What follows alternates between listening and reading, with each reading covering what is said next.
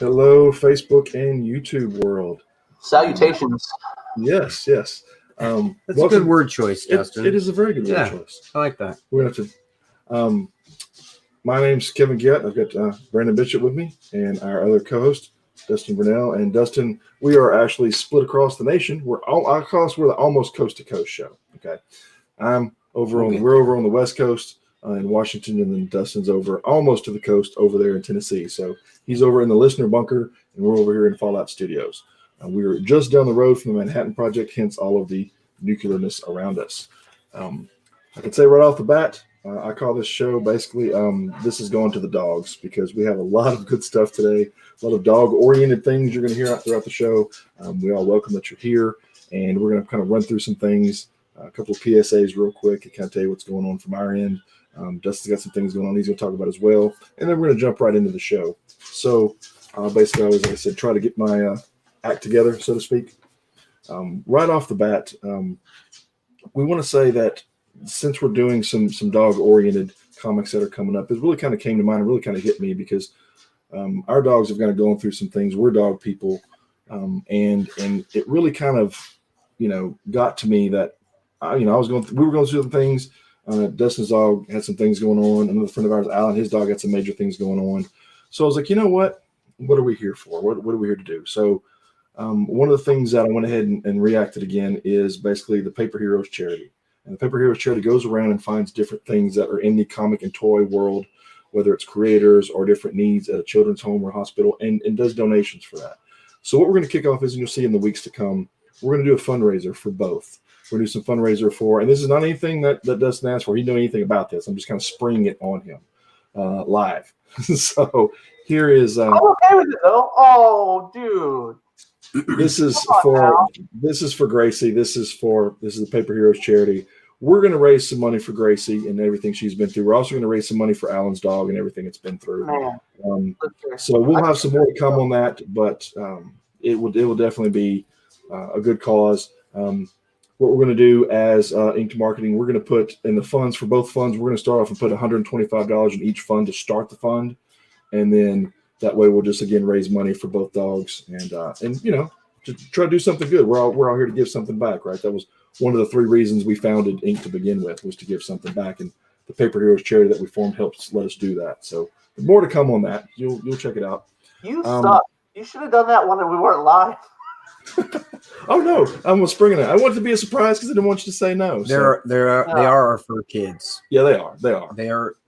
They have little soul. Man. I Kevin went through it with me, and my wife, she's been dealing with it too. It was an awful thing. And it was like a 24-hour period where it was either touch and go, or we weren't gonna, I was talking to him from the emergency room at like 11 o'clock at night. We didn't know if we were going to get through that. And I'm very grateful for all of our friends and family that have stuck with us through this. It's been a rough experience. But as you can see, she's wandering out behind me like a crazy person right now. I'm very, very thankful. And thank you guys so much. And we're super glad to have John here. His story for his dog is an amazing one. Yes. Man, I've been following it since, you brought it up originally. And it's such a cool idea. I was a huge Homeward Bound fan, so the concept of, this type of story is amazing to me, because Journey Home was like the original Homeward Bound before Disney put the movie out. So, yeah, it's such an amazing concept, man, so good.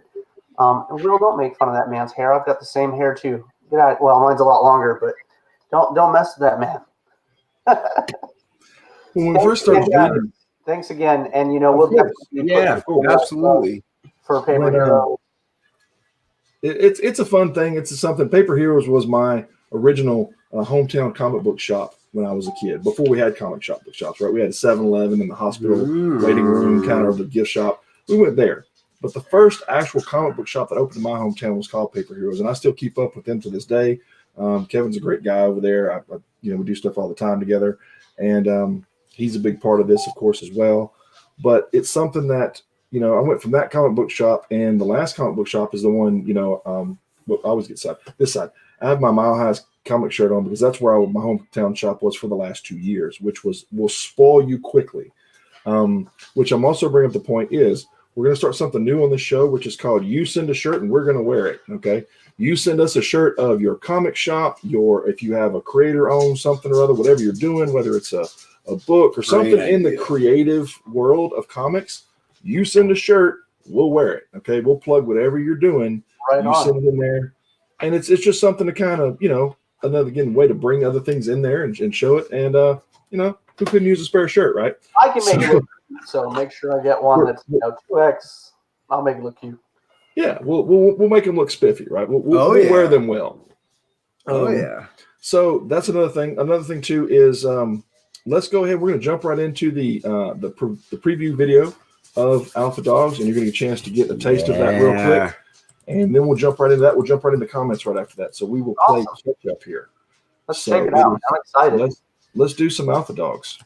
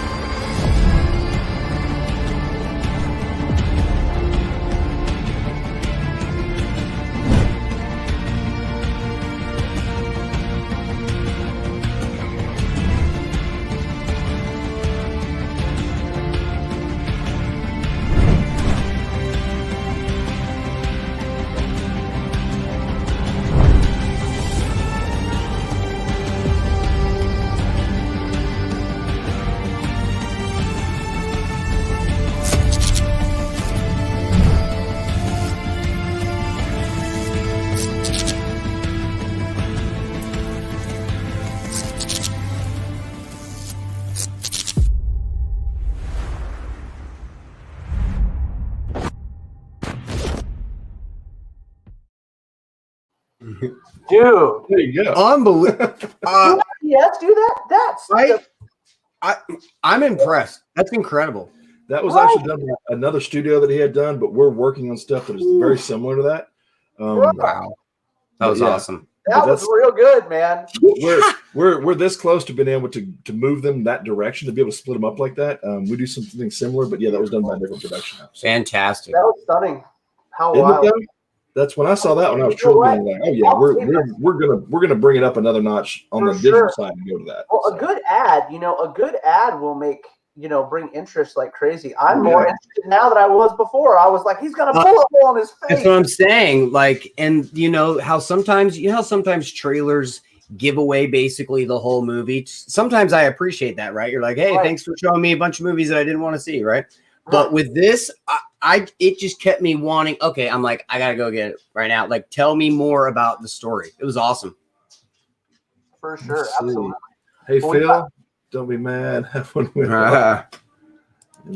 good deal. All right, awesome. So I just want to kind of say hi to a couple people that are filling in. That's Phil Lachlan, and we'll talk about Demonation here in just a second. Oh man, good dude. Phil's a good dude for sure. Good dude. And let's go ahead and bring in our guest, and then I'm going to jump out for a second. And once we go through a couple things, get rolling, I'm going to do a couple behind the scenes things. But let's bring in Mr. John Dexter. How's it going, guys? Hey, man. You like the trailer? Oh, love it, man. Love it. Well done. That was really impressed. They went beyond my expectations. I had a script, and I found some music, and way he. Everything about it. It was awesome. Man. Yeah, it was. It went beyond my expectations. I was blown away. So, well, but the trailer's awesome. That's the first time. That's the first time either one of them have seen it. So, really? And immediately as I was, watching it and talking to Kevin, I was like, the detailness is, if that even is a word, the detail of how, dude, it's well done. Like I'm gonna go get this book for sure. Yeah, well done. Awesome. Yeah. Well, tell us a bit about. I mean, I know we've talked about before. You and I have talked about a few things. I want you to kind of tell the audience about kind of what got you going in this direction. I've seen pictures of you and your dog, which is awesome. I know it's and stuff, so. It wasn't even my idea. A friend of mine, I wrote, self-published a comic and wrote screenplays, and he called me up one day, and he said, "I just got done watching the Westminster Dog Show. You should write a comic book about dogs with superpowers, super that can fly." And I thought, that is the dumbest idea I've ever heard of.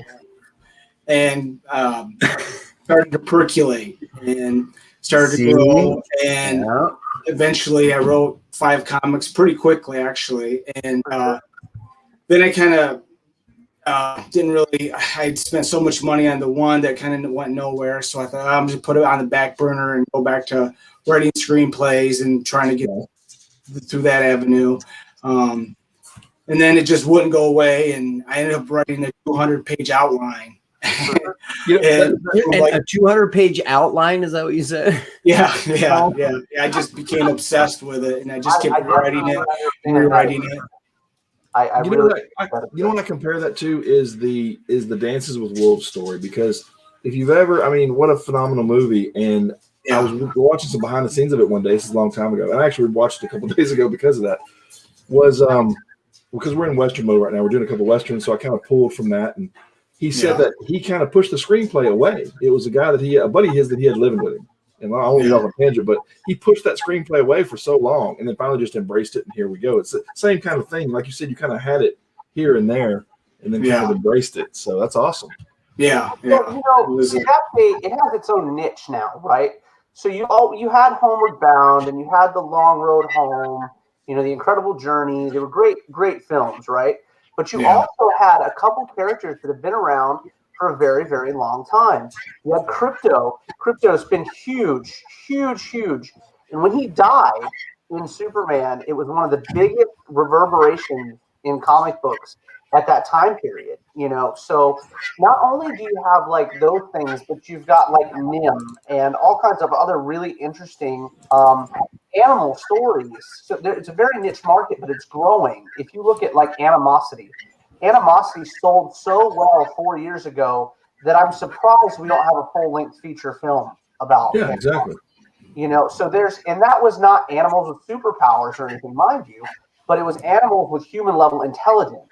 So there's definitely a market for that genre of, novel, comic book, And how does that always pronounce it? Or is it anamorphic? It's the ones with there you go. I always say that wrong. That's a word. That and the word initial. I'm just going to. But you're not looking at anthropomorphic here. These are regular animals. That's true. So I thought it was the whole taking the imprint of a human characteristic. No, okay. No, it's like an actual Lola Bunny or Bugs Bunny or Okay, now I got it. The humanized, Pepe Le Pew, all that jazz right now. You know what I mean? That's the live deal. We learn on this show. Not only we're educational. So there you go. Where are you getting that echo from? Whose mic are you getting an echo from? Let's see. I'm gonna turn it down. That's what I was worried about in the beginning. Let me turn mine down a little bit. I'm not hearing an echo, so I'm just trying to figure it out. Hey, John. I hope it's not me. You're all good, man. Yeah. So I'm gonna turn mine down a little bit. So I know that I'm a dog owner, and I've been around lots of different dogs, and as well as I do that there's kind of a misconception when it comes to pit bulls, right? Yeah, exactly. And so do you feel like that was kind of when you were writing this, were you envisioning it as a pit bull, or were you like, okay, tell me a little bit more about that? Because it's kind of a touchy subject when it comes to dogs. Yeah, it is. And I'm kind of in belief it's how you raise your dog. Absolutely. Personality. And So we actually had to move because they were outlawing pit bulls in our neighborhood. So Man, it's such a myth. That's what I'm saying. It's a misconception. My wife's had pits her whole life growing up, and they've all been fine and lovable and just. yeah. Just because they can take down a bear doesn't mean they're just going to do it at random. I mean, I can teach a Chihuahua to kill a chicken. I mean, you know, come on now. I mean, it's like you said, it's how the dog's raised, how it's brought up. And So do you feel like because they kind of get, you know, the bad rap, I guess you could say, with dogs, that was one of the reasons why you wanted to have him be like the main, you know, badass character with it? He was the main character. Buck is based on the look, anyways, based on our dog, Pig. Wow. Pig, whatever you want to call it. So that's kind of where I started, and then I added this old pit bull named Cyrus, who has the same abilities as Buck. They're able to heal, as you can see from the trailer, from any wound, pretty much, and they have a heightened intelligence, so they can understand what humans say, because that's going to help with the story, of course, and to communicate with one another. And they have a heightened strength. That's him and the older pit bull. I kind of always liked that. You know, of course, the older dog and the younger one, and just. Yeah. It's kind of a good buddy story, right? They're just, you know, they're kind of paired up. Not really. It's kind of a love-hate relationship between. Okay, see, that's what I wanted. I wanted to let the audience know that, because I kind of know things, but I kind of actually ask questions. Yeah, well, their owner is named Ina, and she's raised Buck since he was a pup, and she was kind of stuck with the older dog Cyrus. So she's always, you know, treated the other dog a lot kinder and loving, where the other one not so much, and it's created animosity, and so that we kind of play that out as the story goes along, and not hopefully future issues away, but absolutely, I have no question in my mind. I think Dustin would agree. There's no question that there's going to be future issues for sure. So So when I kind of put myself in your shoes, right? When you're building these characters, right? As a writer, you're kind of building them in your mind, right? Yeah. Are you thinking about them in regards to just having their story and it's closed in that one book? Or are you thinking about, hey, I want to keep these people, you know, people being the dogs, I want to keep them going for, you know, issue after issue? Is that kind of the thought, or do you like to close it up and then go? I've always been a big fan of Lost and Game of Thrones, how they kind of give you a little bit like the mystery box, as they call it. Yes. But then there's other questions that come up, and then we try to solve those as a story to kind of keep that thread going. Well, I thought it was nice how you brought in, as it unwound, as a good story does, it brought in the other characters, the other ones that keep layering the story. Yeah. And the other doctor that comes in. So you mentioned 200 words. Like right now, I'm like, or 200 pages, or however many you've got. Well, I've got 38 scripts written right now for my book. So that's a little over 2 years worth of content, you know. Me. So as you're getting through, like I touching on what Brandon mentioned a moment ago, how long? I mean, are you foreseeing this to be an ongoing series? Is it something you're? I've got about 120 episodes in my issues in my head. So in my head. We're gonna surpass. That is fantastic. All right, there's the bar right there. You heard it here. 120 episodes, 120 ones, guys. Yeah, I mean that's incredible to as you build, you know, as we're building worlds, basically. That's what we're doing, you know.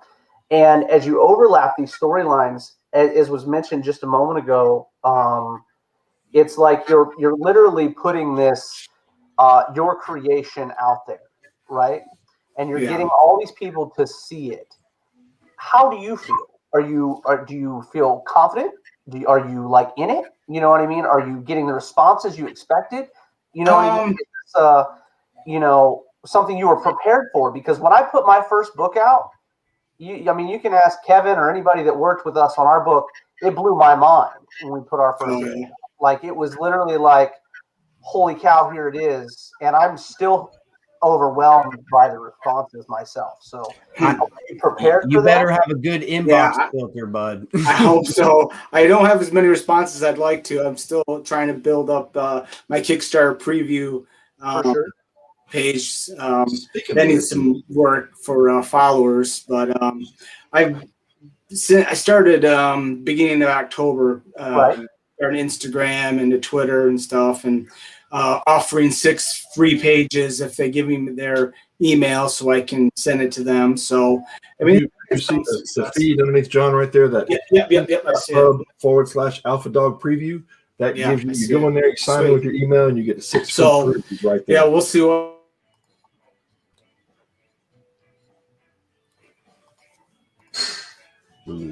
John. So, like I mentioned before, so tell us a little bit about your artists as well. I mean, I actually was curious about the same thing, Dustin. Do you guys have, are you guys close to each other, or is it friends? No, he's in Argentina. They live at Stone Tower Studios. They're from Argentina. I basically put a ad on Facebook, looking for a artist, and they answered the call, and I couldn't be happier. I mean, He freaking blew it out of the park, bro. Fernando. Yeah, he's pretty. That's awesome, man. That's awesome. Yeah, I mean, as you can see, he blew me away too. So I went through a few of them, looked at him, but yeah, he just blew me away with his. Gotcha. Well, that's good, man, because it's very important to be able to, like, right now, I juggle 2 teams right now. I've got, I think we're at 10 employees right now, so it's literally like my employees have become close to us like family, and Kevin will attest to it. I check on my guys and girls all the time to make sure everybody's doing well. The pieces are going through and stuff. It's very important to have a cohesive unit, because you want people that can see your vision, and that's amazing, man. It's awesome that you've got a team that can see what you're trying to do, because they'll be there with you for the thick and the thin, How's it going, Steven? So John, do you feel like that? Tell us. I'm really curious, because one of my dearest friends who's drawn all over me with the tattoo gun, I can explain something to him and he won't be able to draw it the way that I'm explaining it, but he kind of puts his own flair. So tell me a little bit, or tell us a little bit about the process of, like, it's one thing to have it on paper, right? But you've seen the characters in your mind. Kind of tell us about that whole creation process. I'm a terrible artist, so what I have to do is make kind of collages sometimes. Title, I think it's on. I have it on Twitter. The title, I had to make a collage because I was so bad at a drawing. But I kind of draw it out, and then I take pictures of dogs, and there's one that's going to be a Cocker Spaniel, and she can jump really, really far. So I had to show a Cocker Spaniel. I wanted. I've heard a lot of things. On her, kind of like a high jump is pretty rad. So I had to find people that dress up their dogs as humans. So I found a Cocker Spaniel with a kerchief on her. So we, and I'm from the South, and we do some really crazy things. We're just going to get that out of the way right now. I say that. So putting that out there. Florida's not in the news for weird stuff. We're not going to go there. So we have for Mardi Gras, which is the February March timeframe, the huge celebration, right? Everybody knows Mardi Gras. There is there's actual dog parades for Mardi Gras. They're all beaded up. They're pulling floats, wagons. They're in floats. They're on floats. They're peeing on floats. I mean, it's a huge, crazy dog bonanza of events in some certain runs of the parade. It's great. People bring the dogs up there with sunglasses, and if you just normally go down the street, do the dogs have to flash to get the beads? Dude, there is all. Hey, I've heard it all. So anything's possible. More beads that way. But the crazy thing is that dogs are like that all the time in New Orleans. They're very much a huge accepted thing. Like there is, we just walk the streets, and I'm from Louisiana, very much in New Orleans at the time. Got married there, know the streets like the back of my hand. When you go down Bourbon Street, there are street performers that actually have trained their dogs to do certain poses. Like the people do the statues and they freeze. Dogs will lay on their back, cigarette in their mouth, beer at their side. beads on their neck, and people go by and drop Get money pictures because and their stuff, dogs yeah. are posing, and they'll set them up in a new pose, and the dogs are cool with it. That's Yeah. awesome. They lay on there getting treats. You know, Yeah. Secondhand smoke. people are walking around with There bandanas, you go. dog bandanas. They have the little bandanas with that sunglasses on. Dogs are a thing in New Orleans. I love Oh, that. yeah. That's fantastic. I just had a really interesting thought while you were talking about the bandanas and the dogs with the hats and stuff. John, have you you mentioned the cocker? No, I do not dress up my dog as a human. No. But what? Thank you for clarifying that, John. It's really important that you. Yeah. Or I mean, like archetypes for your characters, right?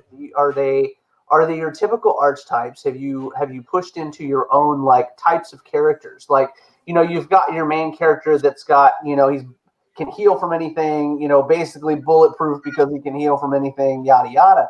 Now, would you consider him a superhero, like a Superman archetype? Is he does he have a traditional character typing, or is he different?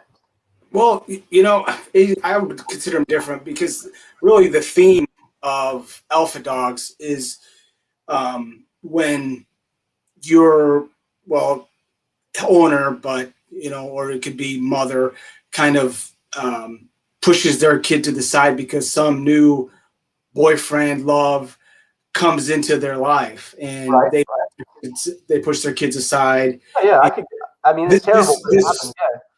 Yeah, I mean, the theme of the story really is the consequences of that.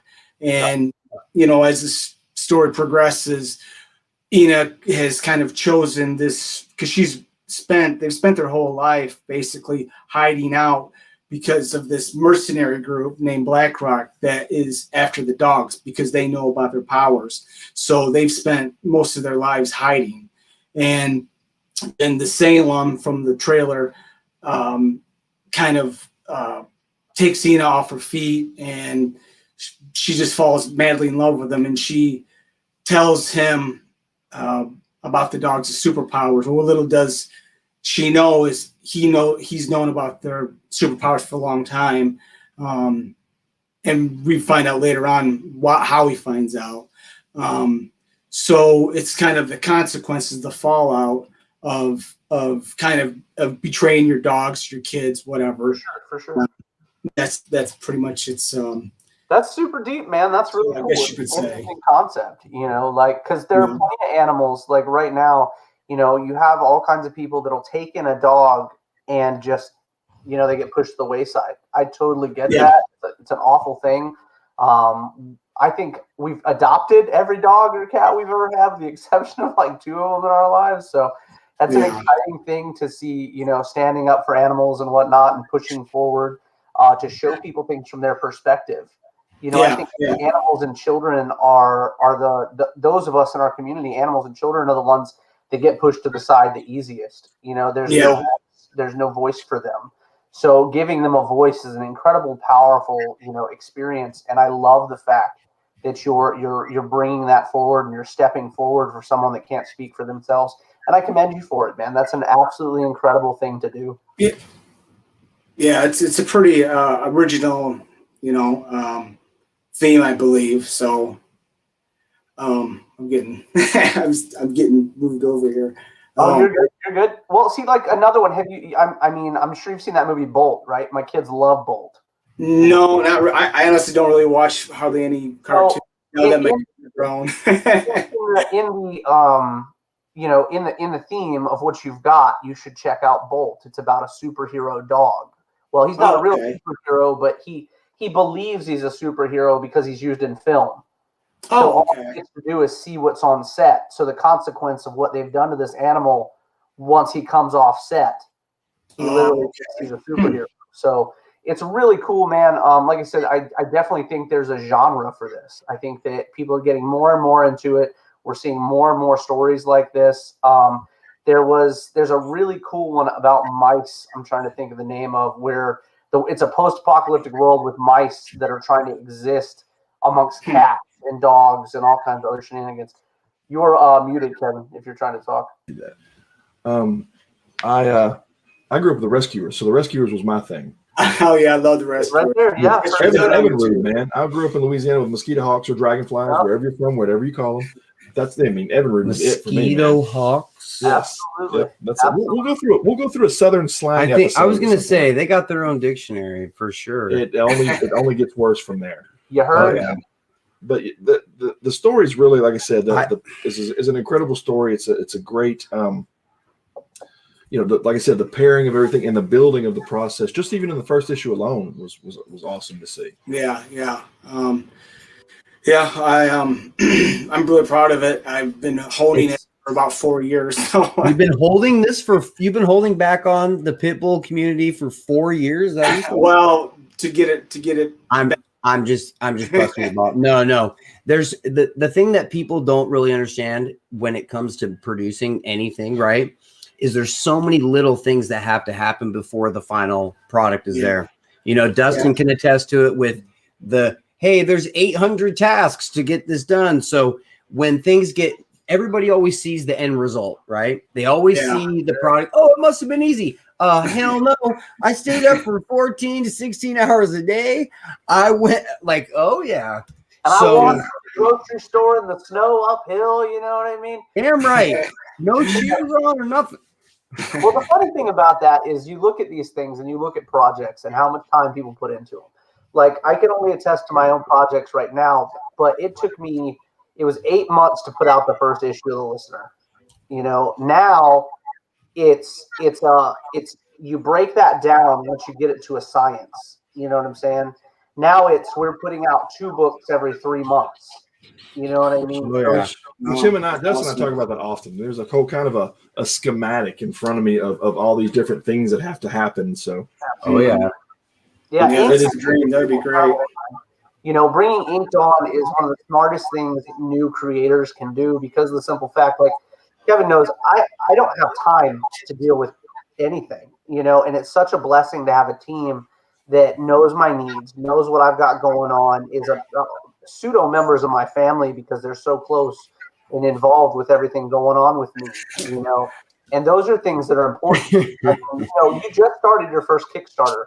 You probably got 40 emails from people telling you they want to, advertise for your book, show your book off. At least I did. I got a whole inbox full both times. And it was. We appreciate that. We love being a part of the process and seeing creators.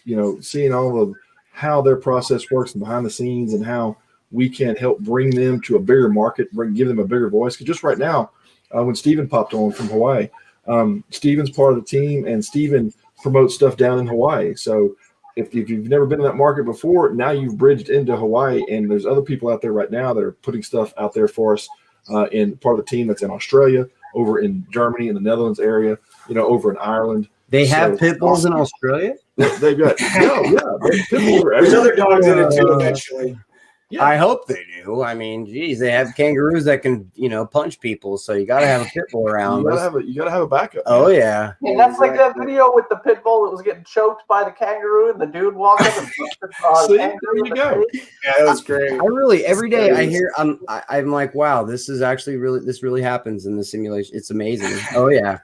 So the imagery is amazing. It really is, because it's like I don't like to say overly graphic, right? Because you have like the 300, Sin City, his type of like that harsh of imagery, but it's just enough to create a little bit of unease. Yeah, you know what I mean? Yeah. Speaking of unease, look, Skeeter Hawks. See, I'm not making this stuff up. Skeeter Hawks. And look, I'm of the opinion that Phil knows a lot about a lot of things that Phil doesn't even talk about. Whoever needs to know about Skeeter Hawks, you tell me, Dustin. You tell me who needs to know about Skeeter Hawks, and then we'll. No. I don't even know about a Skeeter Hawk. You know what I mean? But I know that I'm sure they exist. But I think they're different for you guys. Like for you started talking about like a dragonfly that was like a Skeeter Hawk. To me, a mosquito hawk is that thing that looks like a giant mosquito with longer legs. That's the females. Oh. I thought they ate mosquitoes. See, that's like the Louisiana state bird. That's a whole other episode. Jesus, man. So yeah, that is a thing, man. The big ones. Wow. Excuse me, I had that backwards. I'm sorry, I had that backwards. The big ones are the male. I had to think about that for a second. The big ones, because I haven't had to deal with them, because I've been out of Louisiana for so long. I don't even worry about mosquitoes anymore. But the big ones are the males. They don't bite or do anything. They just kind of chill out. Okay. It's the females that are the small ones that will bite you. And I'm not even going to go into that because I'm not one kind of women's kind of thing going on. I'm just saying there's the difference between the two. You were educating me for a second. I'm gonna have to ask you about that later. Yeah, that's a whole off start. show. Yeah, not even a thing. That's why I like living in Michigan, where everything dies off in the winter all the insects. That's a good one, Stephen. The Kanga Bull. Thanks, Stephen. Yeah. See, that's another episode right there. Here's another issue for you. A whole spin-off series. Kill you everywhere. Yep. Oh yeah. So, John, can I ask you another question here? So, Sure. when you look at superpowers, right? You look at different abilities and things that the characters can have, right?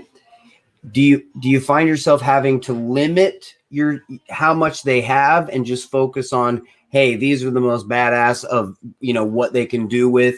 Do you see like stories that are built off of the different abilities? I'm just curious. For one, regeneration. That one in and of itself is a good one, right? And so because I'm just you can curious, shoot how them, do you choose stab their them, throw them down a mountain. You can do whatever to them, and then they just heal. So that was the number one first idea was regeneration. That way you can shoot them, stab them, and that's the great thing about Wolverine's powers. But who would be shooting him for him to realize that he could regenerate? Right? Is that the pre-law? Is that the prequel to everything that happened in this book? Well, the beginning is we pick up that like 5 issues later. It's kind of a shocking moment who shoots them, and all right. I like where you're going with I that. don't want to give away the Dallas who shot JR just yet. So no spoilers, right? Because I'm gonna read this. Yeah, no spoilers. We're spoilers. We're a spoil free. I want to read it for sure. And not to give dogs. Then he has a pack of other dogs that have superpowers. Not as much as him. And I'm trying not to give anything away. No. We appreciate that. It's an exciting thing to see. Like, I don't know if you follow DC at all, but we've had a cat with the red ring. You know what I mean? So his name is Dexstar. Amazing character. But animals have a way of gripping your heart, whether it's a villain or a hero. Antagonist or protagonist. Oftentimes, like, all dogs go to heaven. I didn't like the fact that the dog died, the bad guy dog died. You know what I mean? I'm a huge fan of animals in general. So there's so many like cool things to do with animals. When it becomes with empathy, though. You know what I mean? You can, because of innately we love animals. You know what I mean? Like, a lot of people don't have experience with them or anything like that, or haven't had them. That's the only reason they don't have that innate feeling toward them. But if you drive down the road and you see an animal wounded, it tends to catch you. You either feel it, you stop, something. It affects you in one shape or form or another. And I think that's an amazing thing about animal characters, the empathy, the feelings that they evoke in you. Like I mentioned animosity earlier. Animosity was given a reward, if I'm not mistaken, or award, if I'm not mistaken, for their characters, because it's about a little girl and her basset hound, in a post-apocalyptic world where all the animals can talk. Like the second issue, you've got a basset hound protecting a child from a lion. I mean, it's an amazing storyline, but it lets you show, absolutely, Phil. Absolutely. Whatever. You and I got some stuff to talk about, sir. But there's a way to look at, an animal character and using that, posters, positive storytelling at the same time as your comic book. You know what I mean? It's not always going to be dark and gritty. You can have those beautiful moments with an animal that you may not be able to have with a person. Like they rescue a young child, and the young child is super excited because it's a dog that saved them. There's a lot to be said about, animal characters, for sure. For those just joining, because we've got people jumping in right now, I want to go ahead and play the opening one more time to kind of give the new people coming in a good shot at what's going on with the book, because it's such a powerful piece. So I'm going to play that one more time, and we're going to.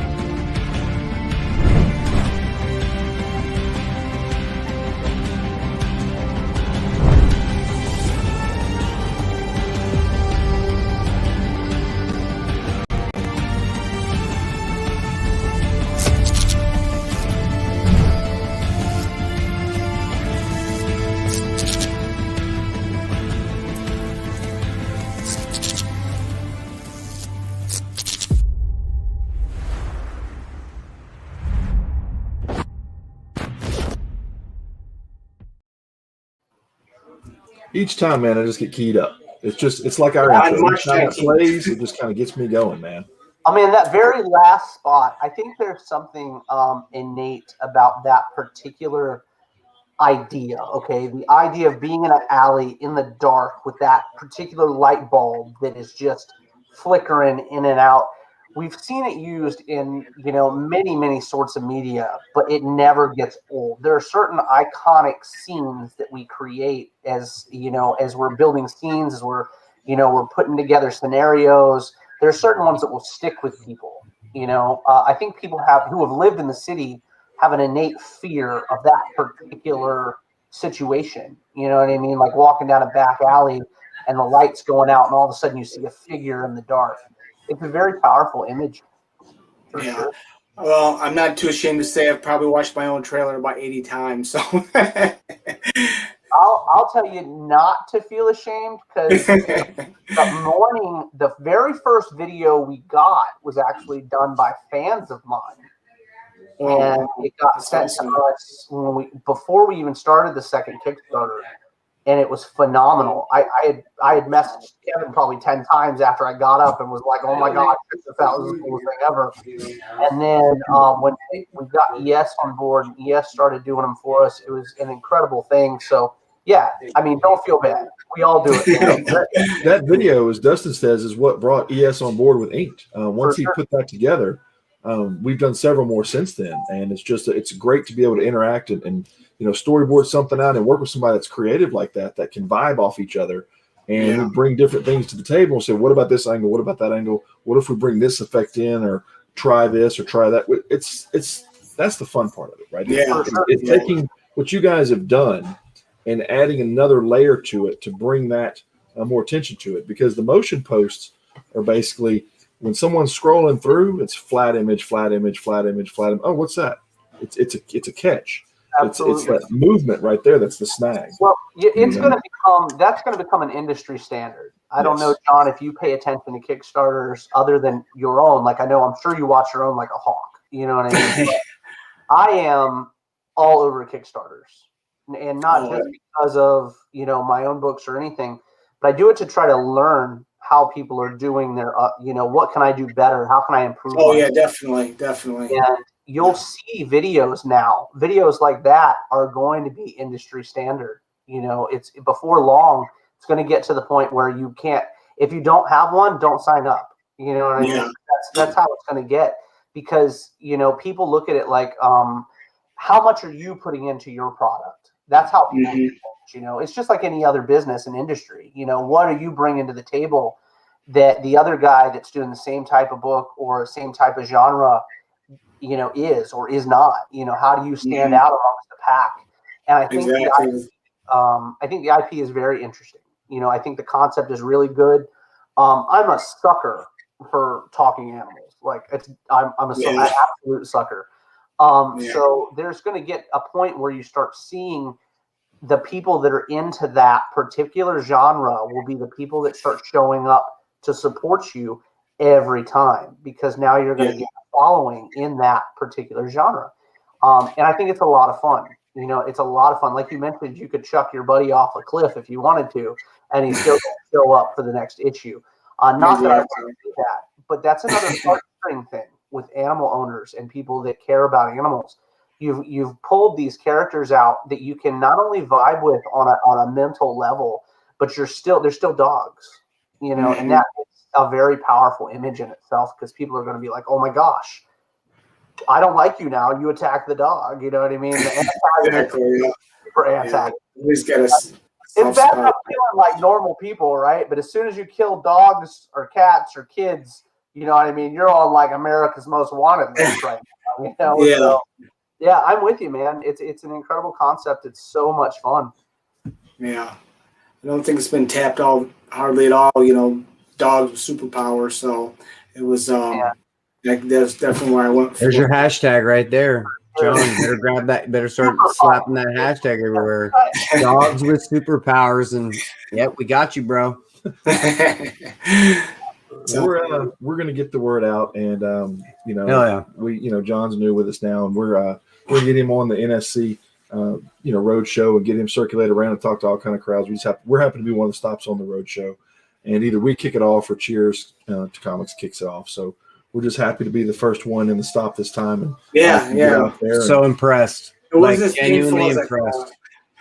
No, and we try to make it as much fun as we can make it. And the road show, speaking from somebody that's been on it and is on it, like lives on it, it's a lot of fun. Everybody on it's really cool. You have a good time with those guys. They're all out there to support each other, and that's an incredible thing. Like you just saw William Pace was on here earlier talking. Will's on the road show. Phil Lockler's on the road show. There's a lot of really cool folks out there, man, and they're all it's been such an interesting thing. We actually kind of road tested, so to speak, the road show for about a year before we actually kind of started to market it. And it's been such a crazy thing to watch it evolve. Right now, we're adding anywhere from 3 to 5 shows a week now to the road show. And we're over 20 now. Yeah. And to spotlight that, a couple of new ones that just popped on is the Ginger Chronicles with Derek Smith. That's a new show. Hold on. The Ginger Chronicles. It's an awesome. Please tell me it's about the gingerbread. This is the first time I'm hearing it too. So he's such a nice guy, though. He's got a big old ginger beard, and his logo is a ginger beard. I love that. It's awesome. It is the most. It is so. Okay, he's on with us. Dustin's been on the show. Yeah. Nice guy. Phil Lockler with Demon Nation, as I told you, we'd get to him and talk about that. Phil's piped in a couple times. He's watching. He's simulcasting us out as well. And Demon Nation's an awesome show to be on. Dustin's been on that one. That's one of the ones in the road show that circles out. Sheer Nation is another one. Or excuse me, Sheer Nova. I said that wrong. Sheer Nova is one. That's Greg Mogan. That show has Breakfast Talk. So all of these shows are adding on, and that's all just for how this circles out. Like I said, if you go to nsclivetv.com, there's the road show banner right there. No signal content. Is that no signal comics? No signal comics. And that's the play on words, because it's a virtual TV station that we started 3 years ago. We started with 5 channels, and now we're over 150. Yeah, of just comic. I think we got 15 on last night. Yeah, new channels. 15 new channels just last night. So it's crazy how it's growing. Yeah, have fun with that. Hey, that's why I have the automation background. So I may do a bunch at the front, but then robots take care of it after that. So yeah, we added a lot last night. 15. And now in saying that, am I still awake? Yeah, I want to get something clear real quick. We don't use any kind of bots to push what we do. Hell no. It's all us pushing buttons and turning knobs and making connections and getting that out there. There's places that do whatever floats your boat. But I always get that question asked of me, and I always have to jump that hurdle. Even with Dustin, I've had to jump that hurdle when we're talking with Kickstarter people, because, like you said, you get just bombarded. Ain't nobody got love for bots. So when people say we've shared out to 100,000, that's one of us physically sharing out to a footprint of over 100,000 people. Yeah, now, there's right now. I personally talk to every. No, you don't talk to every person. On your behalf, John, we're every day. Awesome. Every day shaking hands. But so the imprint. So in other words, when we share you out to all these select sites based upon what your book is, with a few clicks from our end, from the connections we've made over the last 3 years, that'll be right at 100,000 drop instantly with a few clicks. That's networks that we've built out with personal connections with people over all these years. Now, the good thing about it is we're pushing right at now roughly about 750,000 imprints. What? And that's I'm gonna have to deal with 750. And so we're going to try to push. Kevin. Appreciate that. I'm trying to keep you employed. Yeah. So I'm trying to get us to where we're going to tip the 1 million mark. The goal actually this year was 500,000. And we zipped past that. The road shows are a big part of that. The road shows are bringing in the market. So, John, when I say you're getting out there and there's a huge amount of people you're going to, it's not just here. It's Australia. It's people like Stevens jumping in and saying, hey, aloha from Hawaii. And what did Phil say? That he would have him on the show? Yeah. But he said that you would have to maybe build in a character for him as the dog whisperer. Yeah. So that would maybe an entire – see, yeah, Phil again. Yeah, he's like, I'll have him on the show, if he'll make me the dog whisperer. So just I will definitely write it in the future. Sorry, you got to write him down. Comic 55 or something, maybe. Done. There you go. Done. That's You're at exciting. issue 128 there, Phil. So Great answer. Nice I to love see it. that you've embraced what you're doing. You know what I'm saying? And that's something very powerful in this business because there's passion right behind your project, and that means a lot. Absolutely. And your market. It doesn't matter what we do if you come on one of our shows and we push you and stuff like that, because people can see passion in a writer and a creator. Absolutely. You can listen Oh, yeah. to Kevin, or you can listen to Brandon, or you can listen to me, or you can listen to anybody that's got passion and feel that passion and wants to radiate in a space. So when you go live, give the people what you're giving us, because that changes viewpoints altogether. If you feel it, people will feel it. And it feels good. They love it. Whether you say when we were, oh my gosh, you like it, I love it. What I mean? That's it, man. So give it to them. Give it all you got every time you go ahead. Super proud of you. yep. And Jimmy Page from Led Zeppelin said one of the main reasons why, and you said this earlier in the show, one of the main reasons why he chose to keep continuing to play the guitar and be one of the greatest was because he had an itch in his mind of a sound that would never go away unless he played the guitar. So I honor the fact that you just had this itch and you're like, hey, I don't care what it takes. I'm going to put it all together. And, we'll keep those itches going, but I'm glad that we at least scratched this, itch for now, right? Yeah, definitely. Well, make sure you guys all tune in right there, scrolling across the bottom. Yep. If you click the inked.pub/alpha dogs, that brings you right there. Start following right now. You got to Start see this, following you now. guys. You follow that right now, and that will make everything let you know when everything goes live.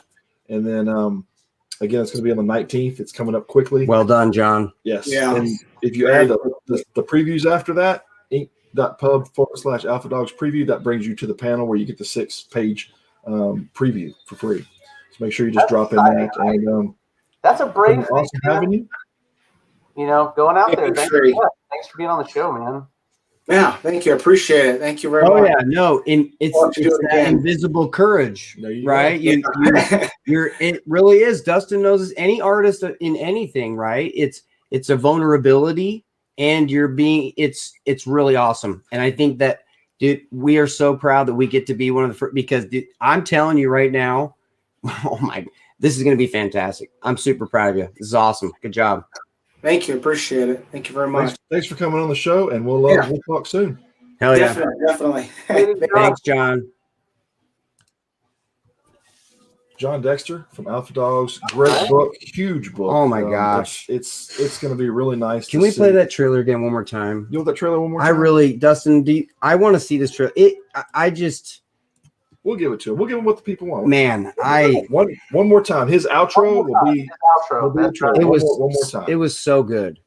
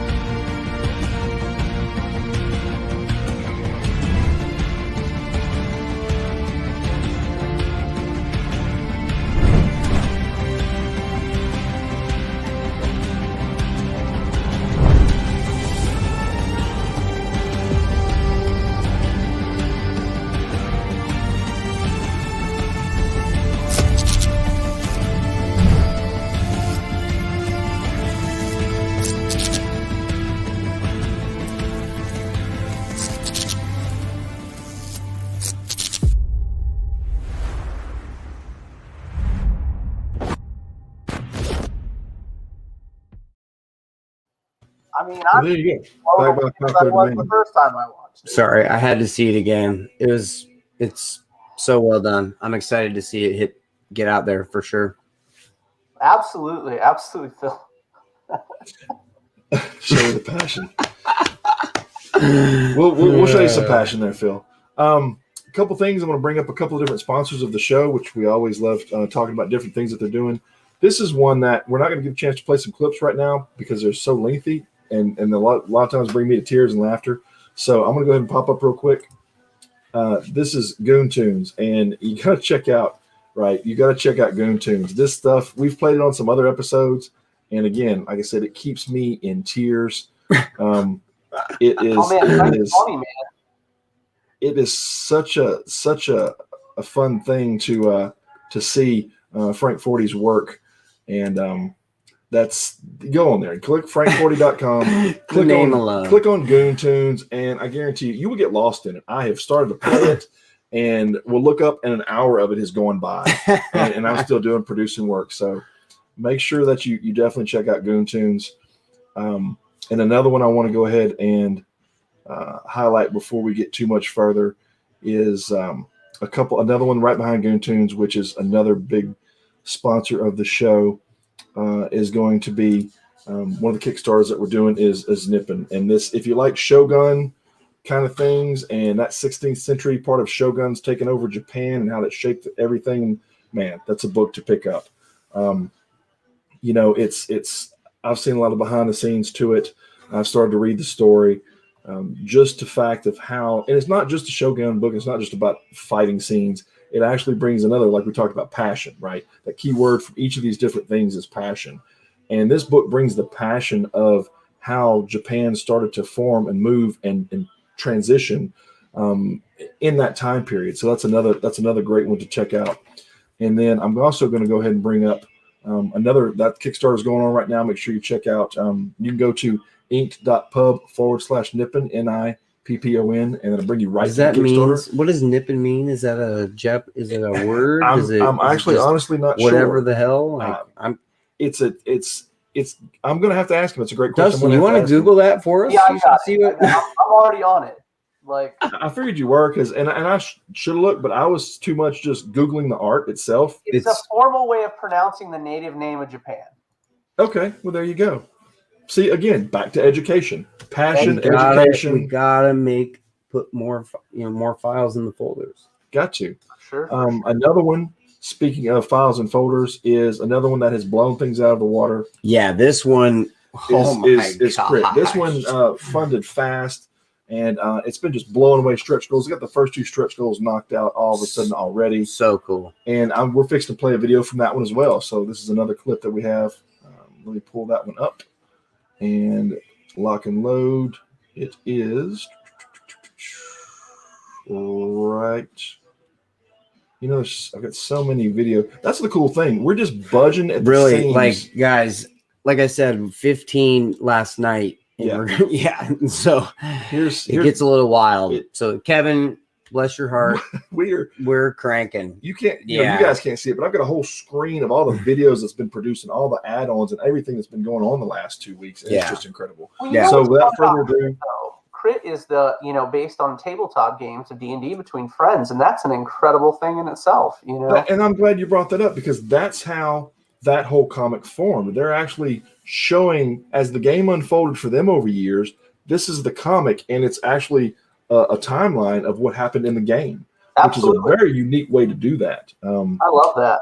And Christopher Michael did an amazing job on putting that together. And all you gotta do is go to ink.pub/Crit Go-Go, and it brings you over to the Indiegogo. So let's go ahead and play a little bit of Crit.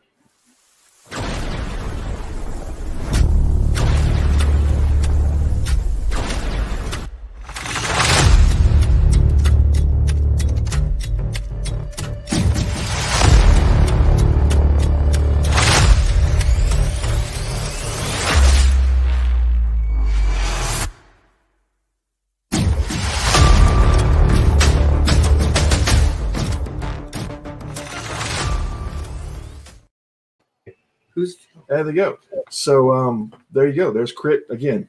inked.pub/crit CRIT GoGo. And that brings you right to, and like I said, it's already funded.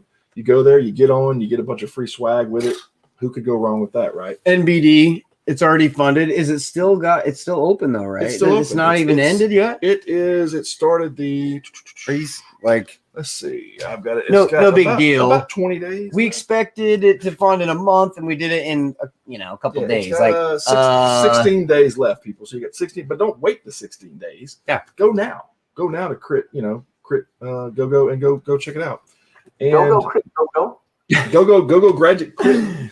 it's a new book right there, Dustin. You better grab that. And we And I got are 45. I've got too many books as it the is. next video we're going to play. And like I said, we were jam packed with videos today. Okay, we could be like the Blockbuster of comic. Okay, videos hold right on, hold on. Does anybody even know what Blockbuster? Oh God. Here we Okay, go. maybe they do. Oh, man, you need to stop. For you younger folks, that blue card that your parents have on the dresser that they break into your room with Mhm. is a Blockbuster card. Okay, just there you go. There's a meme right there. There you That's the go. only use for a Blockbuster card now. That's how the police identify how Oh, old the man. criminal is that He broke into your must house. be in his early. Because kids So are like, Blockbuster. kids So are like, "What is videos. Sorry. So videos. Glad that was a good little tangent right there. Yeah, that was fun. well, I appreciate your confidence. Yeah. But yeah, it was for you those that don't know. Again, educational. There was once, long in a galaxy far, far away, there was a store that you had to physically leave your home to go to pull these things off the shelf, which had Were they weight to them. sanitized before? No, they weren't. That's the thing. You could cough on each other. I think that we were okay back Oh, then boy, too. and then you had to rewind them. Like you would have to Yeah. physically rewind them. Yes. Oh, that was physically. my favorite. Oh, and yeah. if you didn't rewind, But them, you were remember the penalized. slogan was my favorite, right? Because it was so shameful. It was be kind, please rewind. It was just like this built-in shame right there. You're like, shit, It was. I suck at life. I didn't rewind. It was- Oh yeah, it they had- nailed it. It had the weight of click it or ticket, right? I mean, it was kind of the thing. Absolutely. It kind of became an icon. Here. So It's like those again, people that don't put their carts away at Walmart or Target. Yes. You know what I mean? you need to slit their tires. Whoa, That's whoa! right. Pump your brakes. Pump your brakes. Pump your brakes. Wow, we just went from 0 to 100, You and went from zero to hero just then. You better get out of here. That was hero talk. Right? Look, you've seen the knife; it'll do it. in a yes, heartbeat. please don't hurt me. But no, the funny thing is, yeah, that's So the cart return. Oh, it's back there. I keep it handy. Look, it's right there.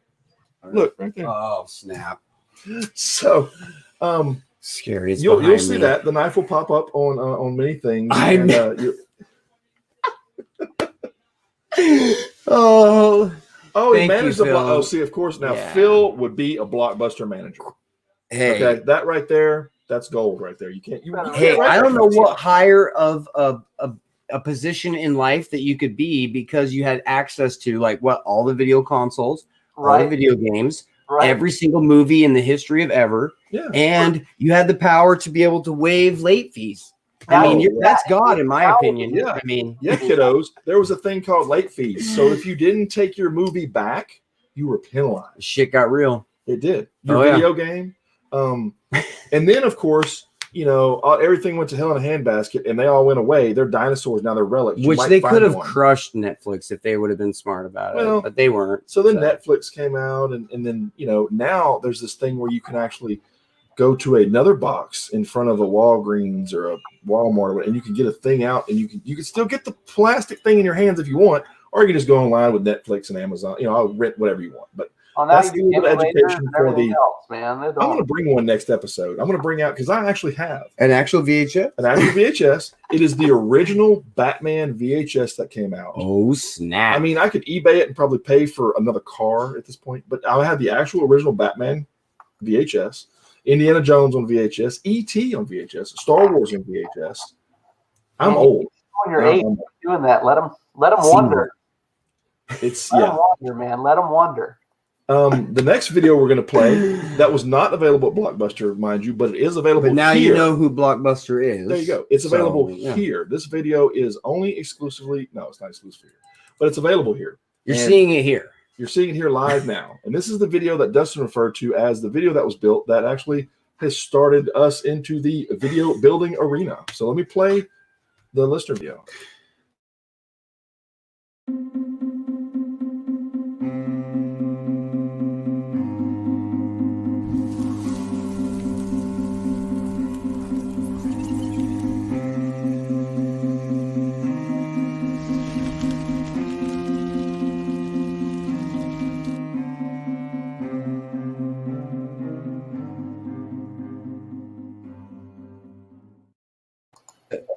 That's great.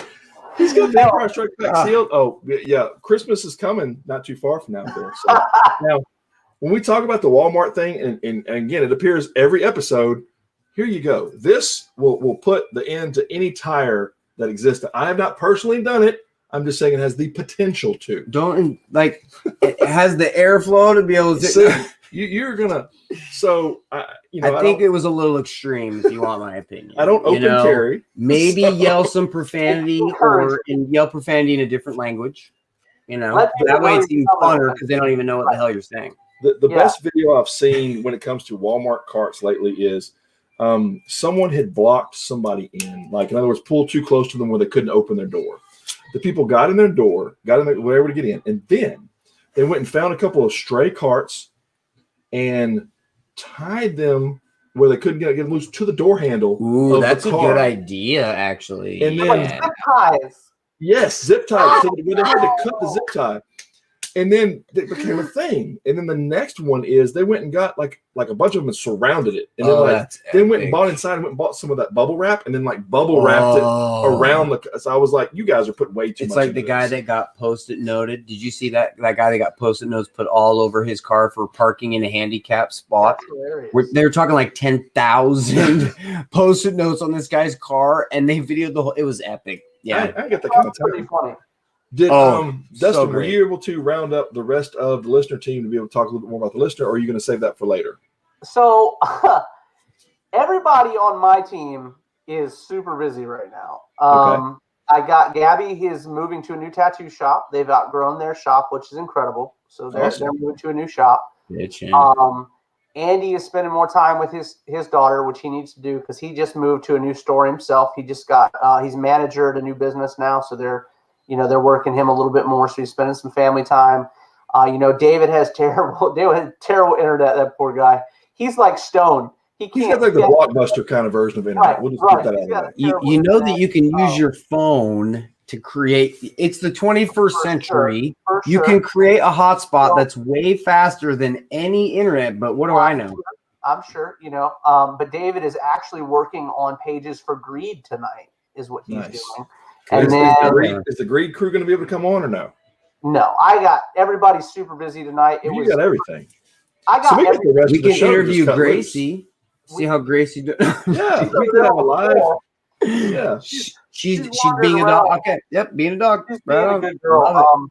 We're thankful because she's actually started eating. We were real scared that was the issue. She wouldn't eat at all. So the vets were scared. They were like, send her home, see if she eats. So she's been home for about 2 weeks now, I think it is. Almost 2 weeks. And she's been, eating really well and stuff. But perfect. That's all you really want them to do. Oh, man, I'm so blessed. Dustin, I was curious. So Alpha Dogs, I really was genuinely impressed with just the imagery, right? And that it wasn't like overly graphic, but it was enough to.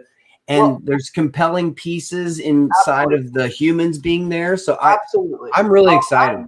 I'm a huge fan of, I have Lola Bunny tattooed on my calf. Like my entire calf has Lola Bunny on it. I'm a huge anthropomorphic fan. You guys take that how you will, but I'm a huge fan. And that's cool. I'm also a fan of, I love my dogs. They're like my children, and same thing with any of my animals. We've got prairie dogs. Yeah, they're little sentient beings. Hell yeah. Exactly. So, there's a thing that to be said about that. When we had our brick and mortar, I pushed the book Animosity like nobody's business, because it was a beautiful book. It was well written, and there's a market for the normal animal with human-like intelligence. Take it easy, brother. You know, there's definitely a market for that group of individual. You know what I mean? It's like you met. What was the good Watership Down? You know what I mean? Amazing. You know, Secret of Nim, amazing. You know, there are all these. You know, the Rescuers. You know, there are all these things. There's definitely a market for that type of story. You know, and I think it's a good time for it right now, especially with. You know, I love how Phil uses waves of change because there are certain things that are changing. You know, people's views on certain animals are changing. Absolutely. You know? It's a very, it's a good time. If you're going to do a dog book with a dog hero, use a pit bull right now. You know what I mean? I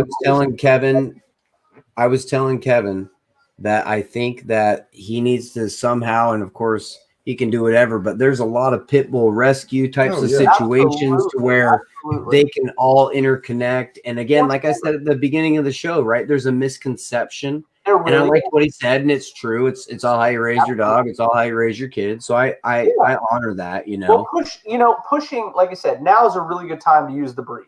You know, there's smart marketing, and then there's marketing against yourself. You know what I mean? So marketing towards something that people would be interested in is a powerful thing. Now, if you were to go, hey, Dustin, the dogs or hounds or wolves or whatever in the listener, how would you use those? And I liken them more to wolves than I do to dogs. You know what I mean? Because what we were doing in this country, we were literally, we were breeding animals to kill people. They're the longest running DNA. Did you know that? They're the longest running genetic project of human beings ever. That is the coolest thing. You know, and 3,000 something years we've been tweaking their. Oh yeah, tweaking dogs. You know, it's a good really band name, that is a good band name. What I'm going to run through real quick while he's thinking up more band names is tweaking dogs. I want to go ahead and run through some of the Kickstarters that are going on right now for everybody. Kickstarters and videos, and then we're gonna once we roll through this, we're gonna go ahead and open up the floor back to Dustin and just let him. I'm doing this. If you want to pull up in the background the Kickstarter for listener, and then once we get through with some of these, pull that up and we'll kind of run through that. But here's a couple more things that are out there right now to check out. Talked to him last week, right? Yeah. Let's see if such a cool cat. This was again last week's show, as Brandon's pointed out. Such a good guy. This is the book. It's I Am Sam. I came up with the hero is the book. And if you go over to ink.pub/wink, that will bring you right to the Kickstarter. Amazing book. It's the 3D wraps that he's putting on all these characters and just building and weren't we talking to him last episode, and he was saying that he was doing a lot of it and moving it and like for sure. It's a rig that he's skinning, which is a really interesting concept, right? So he's like, and this is what my degree's in. I have an engineering degree in design, and it's so you're taking these skins and you're wrapping around these rigs. And the cool thing about the rigs is once you've built a rig, the rig is built. Okay, so like if you've put enough points of articulation in it, you can get amazing, concepts like poses and stuff like that with any kind of, with the rig you've built. Now, what's interesting about what he is doing though is he's taking these rigs and literally doing superhuman concepts with them. Different than the average person would think about their concepts. Coloring, right? The coloring, the hair, the dynamic. I mean, he went, balls out. Above and beyond with some of these characters. They're very interesting. Color spectrums, hairstyles, all kinds of really, really wild, the cockatiel dude, that was really, really cool. Yeah. And, you got to go check those out. And the fact that he's in Ecuador. Yes, that is another. We need to go there when we get older. As we get older, that's where we need to go. We just need to moving Ecuador. We're not getting older ever, Dustin. Go watch episode 3. I'm not. Are you? I don't plan on it. No, I feel older every day. I'm a vampire. Damn anyway. You won this round. I'm a vampire anyway. People say that all the time because I just work all hours of the night. I have like an avatar now for Kevin that looks like a vampire when he sends me messages. You have to fire that. Well, it is a big sim, so I mean. Now, if you want to talk about cool cats and something that's another really awesome cool book. Oh yeah, is this one right here? Oh yeah. How fantastic is that? That the Darkest Falls. Stone has taken a 300 pages. novel and marketed it to manga readers and stuff. Now, what they used to call a light novel, that was what you would call something like this. But a light novel wouldn't be 300 pages. You know what I'm saying? So it's a very y'all remember the Robert Jordan books? He was the big fantasy writer. Good friends of mine read Robert. They were like 600-700. I mean, we're That's talking awesome. Goliaths of books. Oh, and that fool would have like 50 in his, collection of whatever. That's awesome. So 300 pages is incredible. I don't care what you're doing. 300 of anything. And when we're talking about videos again, here yet is another video. We produced this video. Here is a collaboration of something that ES and I came up together and put together. Yeah. And here is a take on, Journey of the Shadow. Oh.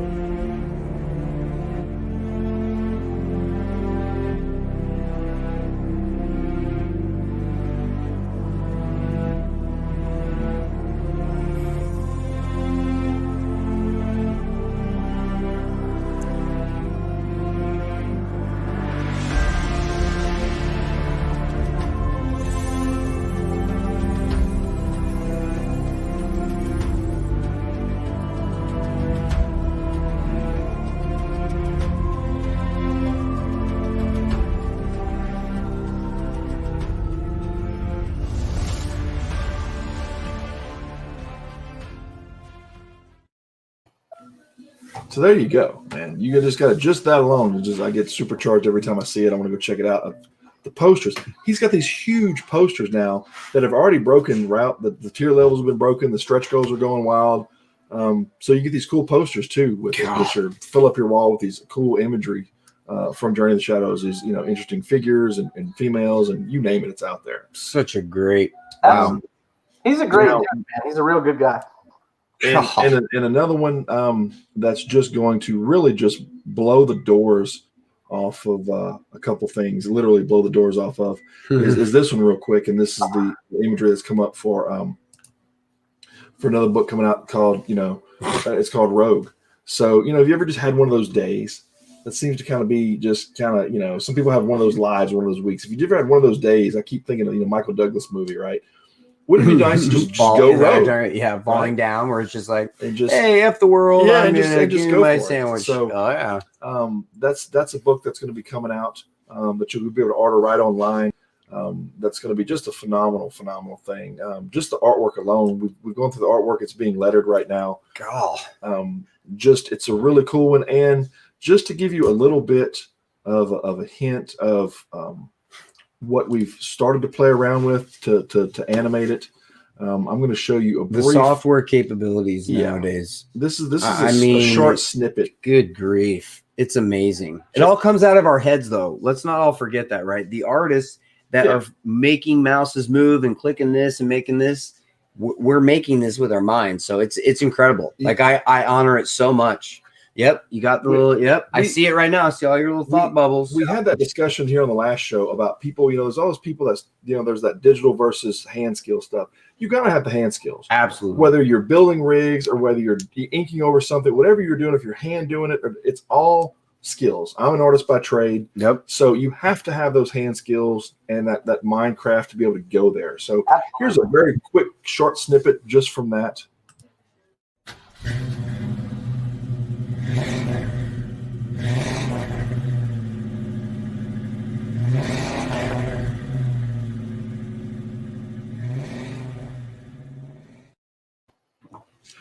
And that's going to be, that's just right off the cuff. That was actually happening and being built while part of the show was going on. I dropped in and out. That was, myself and ES communicating on the last couple of things on it, and we just want to show you live. But that slide alone gives so much intrigue to so many different things. Right? You wonder what it's about. You don't know what it's about, but you're interested in it because you're seeing it. I dig that, man. It's got a source of like almost like a mystery feel. Like, what is wrong? Oh yeah, there's an intrigue, right? It's like, okay, tell me more. Why the hell is he in a hemi and why is his hand bleeding? Right. But we try to. There's kind of the way we have it broken down. There's 15-second spots, right? It's basically TV. There's 15-second spots. There's 30-second spots. And there's these minute spots. And you just have to figure out what degree you want to go, and you throw them out at different times to get that motion out there. Absolutely. The art on that book is incredible, and I'm going to throw this out there. You know, it's being, like I said, it's being lettered right now. And when you see, can you explain that process? What does that mean? What does that mean? I'm curious. The lettering process is once you kind of rough out what all the thought bubbles and verbiage needs to be, right?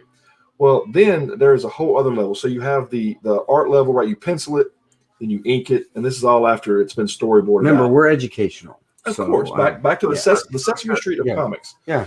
As Phil said. Yeah. Which you can't, like I said, you can't write that kind of stuff. No. It just happens live right here on Comicradery. Yeah. It is basically, like I said, you have the idea, right? And I'll kind of give you the example of from Monty Michael Moore. I'll get a chance to see all the behind the scenes of how that story came about. And he had that story in his head for 2 years. So he had the story of going in at the Comic-Con and seeing a little old lady that was on the streets pushing a cart through a crowd. Now, granted, you're at a Comic-Con, so you have all this cosplay going around.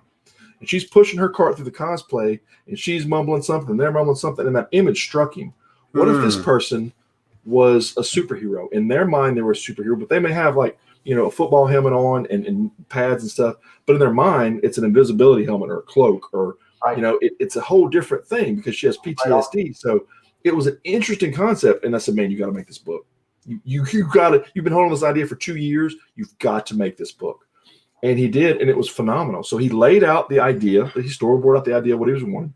Then you go back and you pencil everything, right? And Dustin knows all this process. But I think this is good. People have to really understand, this ain't just typing on freaking your word processor. So once you get to that stage, right, you've got the idea. You've put it down. You've got an idea of, or like Dustin, how you're 50,000 episodes in the future. The general only overall, 50,000, Dustin. Only 50. 51. Come on, bro. Push yourself a little bit. I have no life outside of writing books anymore. My kids are like, "Where's Dad?" And my wife is like, "Are you coming in?" I'm like, "Where's Dad?" I don't know. I see him once a day. Right. 9 more chapters and I'll be to bed. I promise. So there's that part, and so you've got so to recap, you've got the idea, you've laid it out where you're going to go, episodes, you've broken it up or issues, and then of course you've laid down that. Then you go back and they lay over inks. And then you have to find a colorist if you're going to go color. So you find a colorist, you start figuring all that out. Then the last but not least, once you get everything the way you want it, you have to start talking about figuring out how the words are going to drop in or how they interact with the scenes. It is another skill all in of itself. And I can't give more credit than it's just ESK has shown me so much about how lettering can be powerful in a book. Oh, and so we're talking going back in the Batman with the bam and the pow and the placement and the. If you'd like, I can drop you guys into pages right now because I've actually. Yes, please do. Drop some of those in there because this is. Since we're being educational, these are pages from Greed, and this is what it looks like when you start. Yep. Perfect. See, that's what everybody needs to understand. That there is an origin point for everything. Whether it's a piece of paper on this or a napkin, Right. So, but it originally starts out like this. It's awesome. So then you get in, and then you get into this, and then you get into this, and that's the first page of Greed. I'm really excited about that. But you'll notice the clock has no numbers on it, and neither does the bubble at the bottom. So ES will go in and add the numbers for the clock, and then he'll go in and add the sound effect at the bottom. So and now this has also been colored by David. So you go from no inks, no colors. Well, there's another page. Oh, color. What was that? We're not going to talk about that just yet. No spoilers. No spoilers. Sorry about that. Spoiler alerts. So man, I've got so many files. I have to keep things close so I don't lose them. But there's something to be said about lettering that can change an entire page, the way that it's read, the way that it's looked at. I'm gonna bring up a page here in a second while you're doing that. That's exactly that. The one that really impacted me on how lettering could be really defining. Well, it's also it depends on how you have your bubbles too. Are they opaque? Are they completely white? Are they completely black? Are they too dense to see through? You know, there are all these little things that make a difference. And then where they're placed, where your eye and the font and the actual topography itself, absolutely. right? It's Where are you going to have it all uppercase? Are you going to have it this? Are you going to? sure. It's amazing the world of font, but it's a huge part of like the feel of things, right? I compare it to a band. And the fact that I always say that the lettering now to me is like the drummer in the band. No, it keeps the rhythm of the book going. The writer is the drummer. You get a bass player. Man, lettering is so up there. Lettering, at least they get invited to the party. You know, the writer and the band. Depends on what drummer, man. Hey, Neil Peart. Who else knows? It's the Tommy Lee of comics. Who knows? The writer doesn't even get to hang out with the editor, right? I got teams right now where everybody's from Rush, and I'm over it. So anyway, it's a band. However you want to see it. Bass drummer, bass guitarist, cymbal player, guy getting the beer, whatever. He's in the band, but he's an unsung hero in the band because it's the creator doesn't always get props. It's usually the artist who is usually normally the lead singer, right? He's the one that's focused on. The front man. He's the front man for the band. And that's just kind of how this thing evolves. And that's just my 2 cents. But here is something. Look at the way this lettering captures this moment.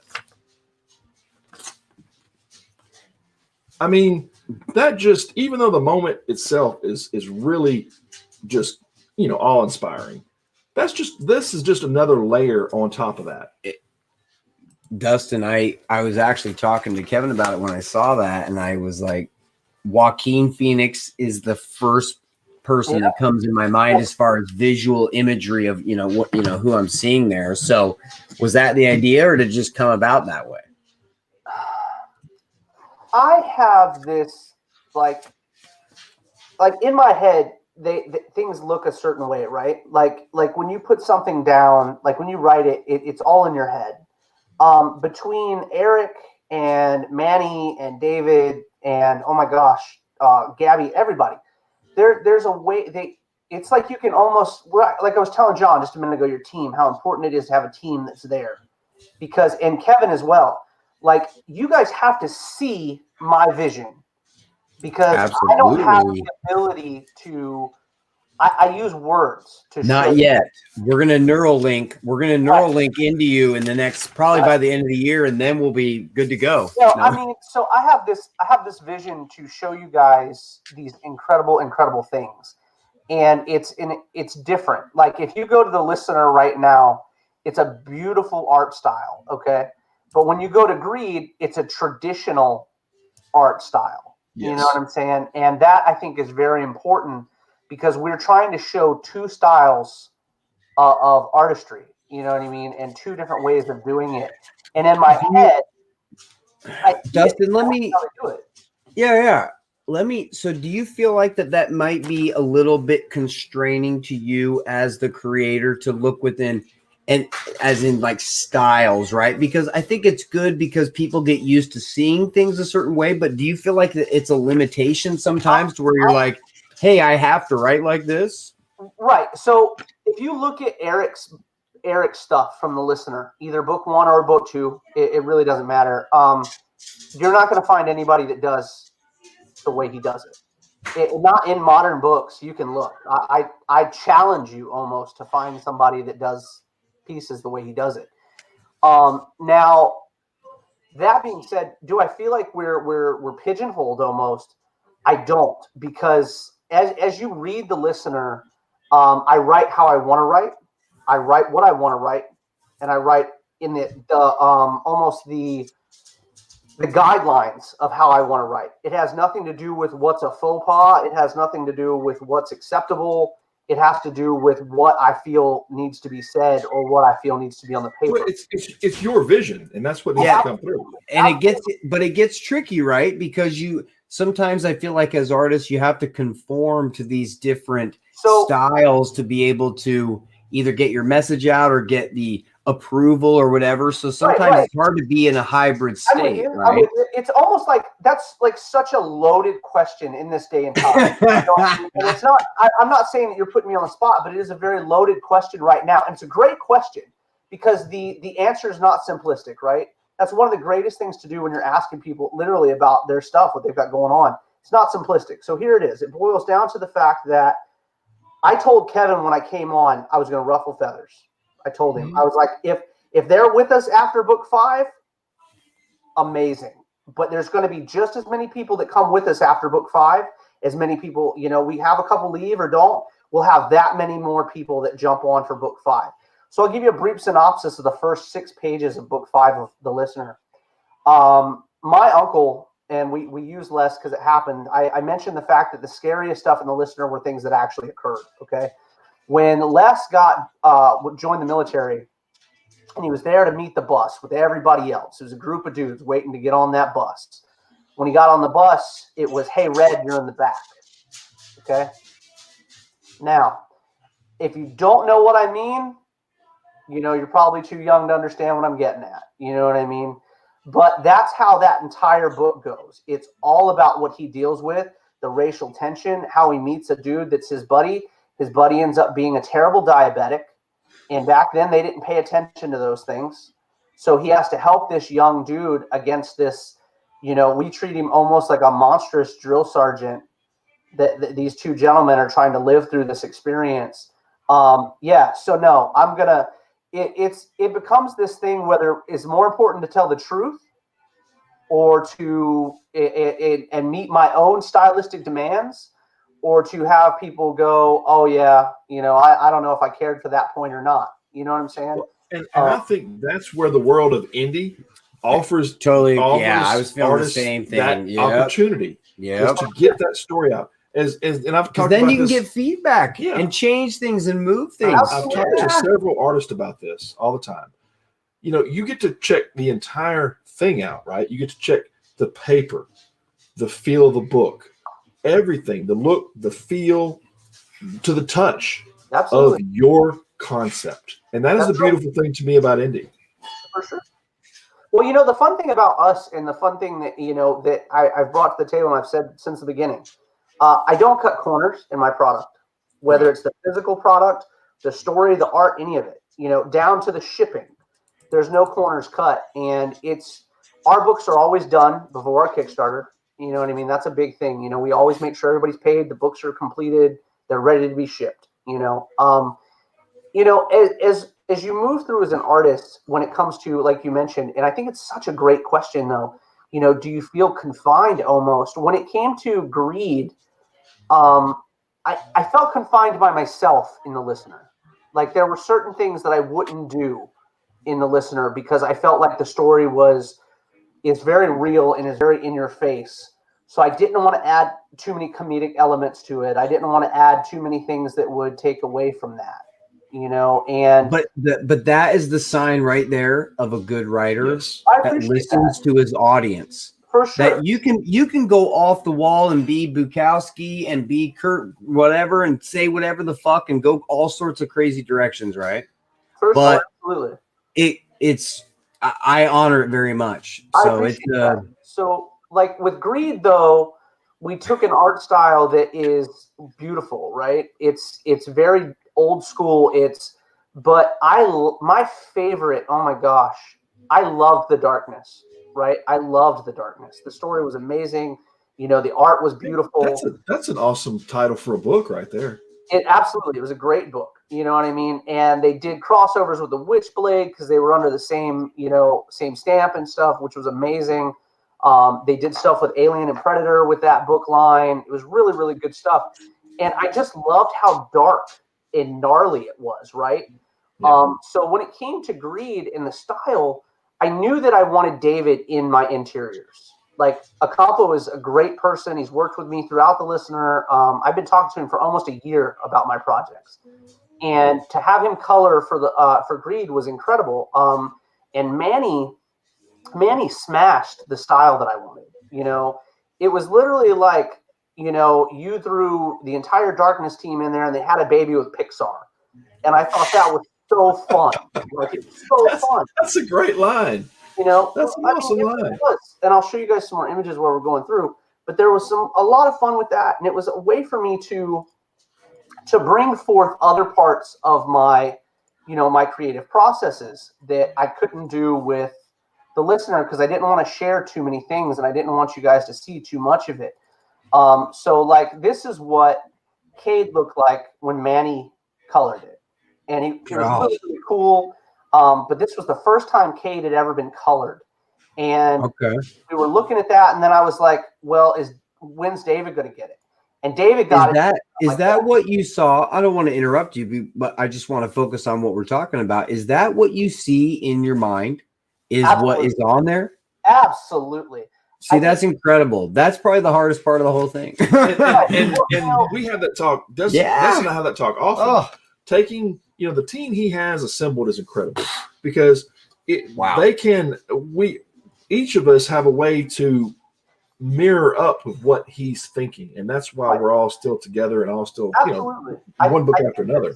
It's the artists, the letters, the inkers, the ad guys, us, right? The ad Avengers, the ad Avengers, right? So, everybody has their own thing. It's also I either compare it to either the things I know, either music as a band or a race team.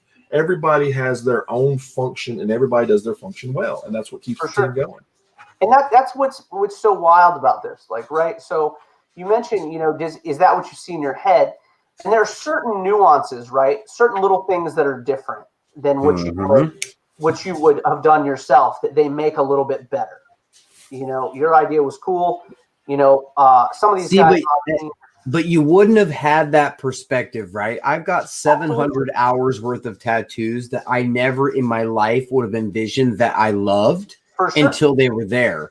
Unfortunately, with tattoos, they just happen to be there when you see them. But with this type of thing, right? It's cool. I love it. It's an amazing process. Yeah, I mean, well, so this is this is what I get. This is what I send them. Like, this is what it looks like. My stick figure designs is what these guys get.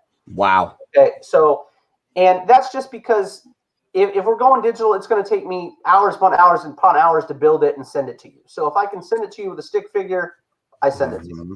But and that's what we were talking about earlier. We were talking about, again, how you lay it down as an other creator, and then how everybody kind of jumps in and does their part. So that's kind of the visual. Kind of do what you're good at, right? Yeah. I mean, just hand off what you need to.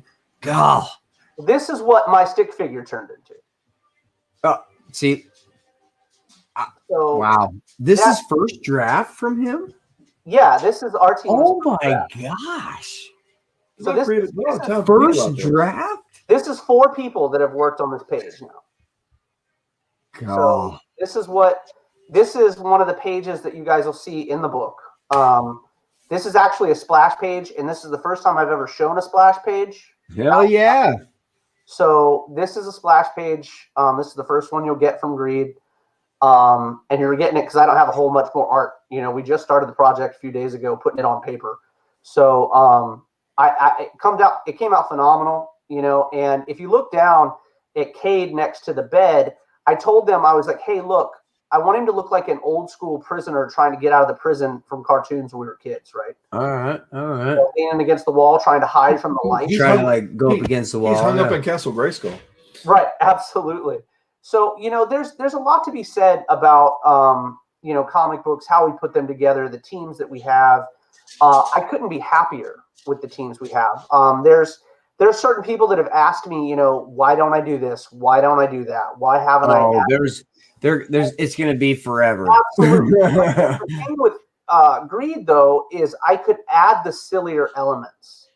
It's a very dark story, but there are those moments. And, I likened the listener to the first couple seasons of Supernatural mixed with The Frighteners from Michael J. Fox. You know what I mean? That's the vibe I like. You know what I mean? Whereas Greed is like a tuned up Shaun of the Dead. You know what I'm saying? Like the interactions between him and his buddy, that's what we're looking at. Like I said, the story's just as dark. It's just as deep. It's just a different style for a different reader. Well, I'm gonna go back to that real quick. Oh, And yeah. I'm gonna touch upon team and passion because Yeah. here's a couple things. I want to show a couple other teams that are out there and what they're doing, which is different than this. And then we're gonna finish out the show with you just kind of going through the Kickstarter. So while you're pulling up the Kickstarter, I'm gonna show 2 other teams that are coming soon. Yep. And this is an all Australian team.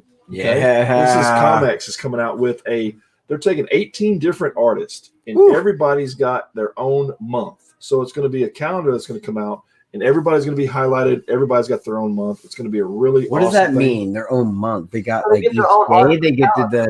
Each like pulling up hiking around Washington State. Okay. You pull up a picture and the top of the calendar is a photo and the rest of it's just the days of the week. Okay. So same kind of thing. And I like we're going it. to offer I it like on it. different platforms. It's going to be offered digitally as well. Screensavers. There's some other really cool things that we're putting together I for like this. that. So there's that team in Australia, and you zip back our direction, and here is another cool team. They just came on today. This is Mana Comics. This is a complete Hawaiian team. Oh wow! And this Hawaiian team, very. Have you ever interesting. heard of a Hawaiian team comic theme style? No. Have you, Dustin? And, No. and when Chris was talking to me about it, I was just amazed with it. And he talked about how when he was growing up, he being from the islands, always and reading comic books, and he had to. Now this is another interesting story. He had to hide comic books as a kid because they were considered contraband. So literally, he would hide them like under the bed or in the bed. Well, those were found and they were taken up. So then he got to the point to where he was literally digging holes underneath his house and hiding the books. Okay. And so, like the Teen Titans books and some other books, he was literally hiding them under his house. Same story I heard from, Chuck, who owns Mile High Comics. They were hanging out in the closed spaces, right, of houses to read comics. They're as bad as like Playboys and all that. Pretty much, they were contraband. Really? They were put up. So I lived this in book, I lived on the Big Island of Hawaii, and I lived there for you've been there for a while, yeah.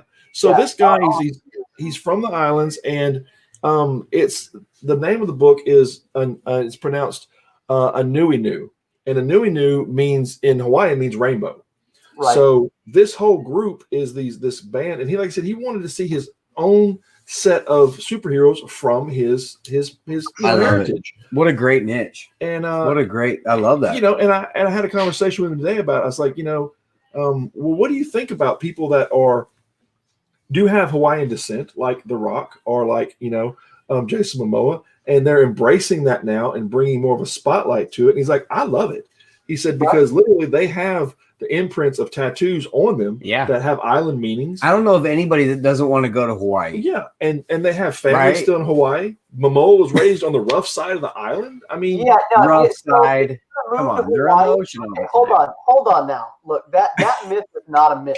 Okay. No. When I lived on the Big Island, it was because I couldn't afford to live other places. You know what I'm saying? It was literally like. And I was working 2 jobs at $20-something an hour, both of them, and couldn't afford to live on a better island. Not to say there's anything wrong with the Big Island. I loved living there. I loved surfing there. It was you're an island that has the best temperature and climate, and you get the ocean and all that. Besides all that stuff. Here's the full circle of that. Right. The full circle is Dustin's been a surfer forever. Yeah, since I was 10 years old. Would be, 10 years old. But they don't want. The thing about it is when you go over there. It's segregated on the Big Island.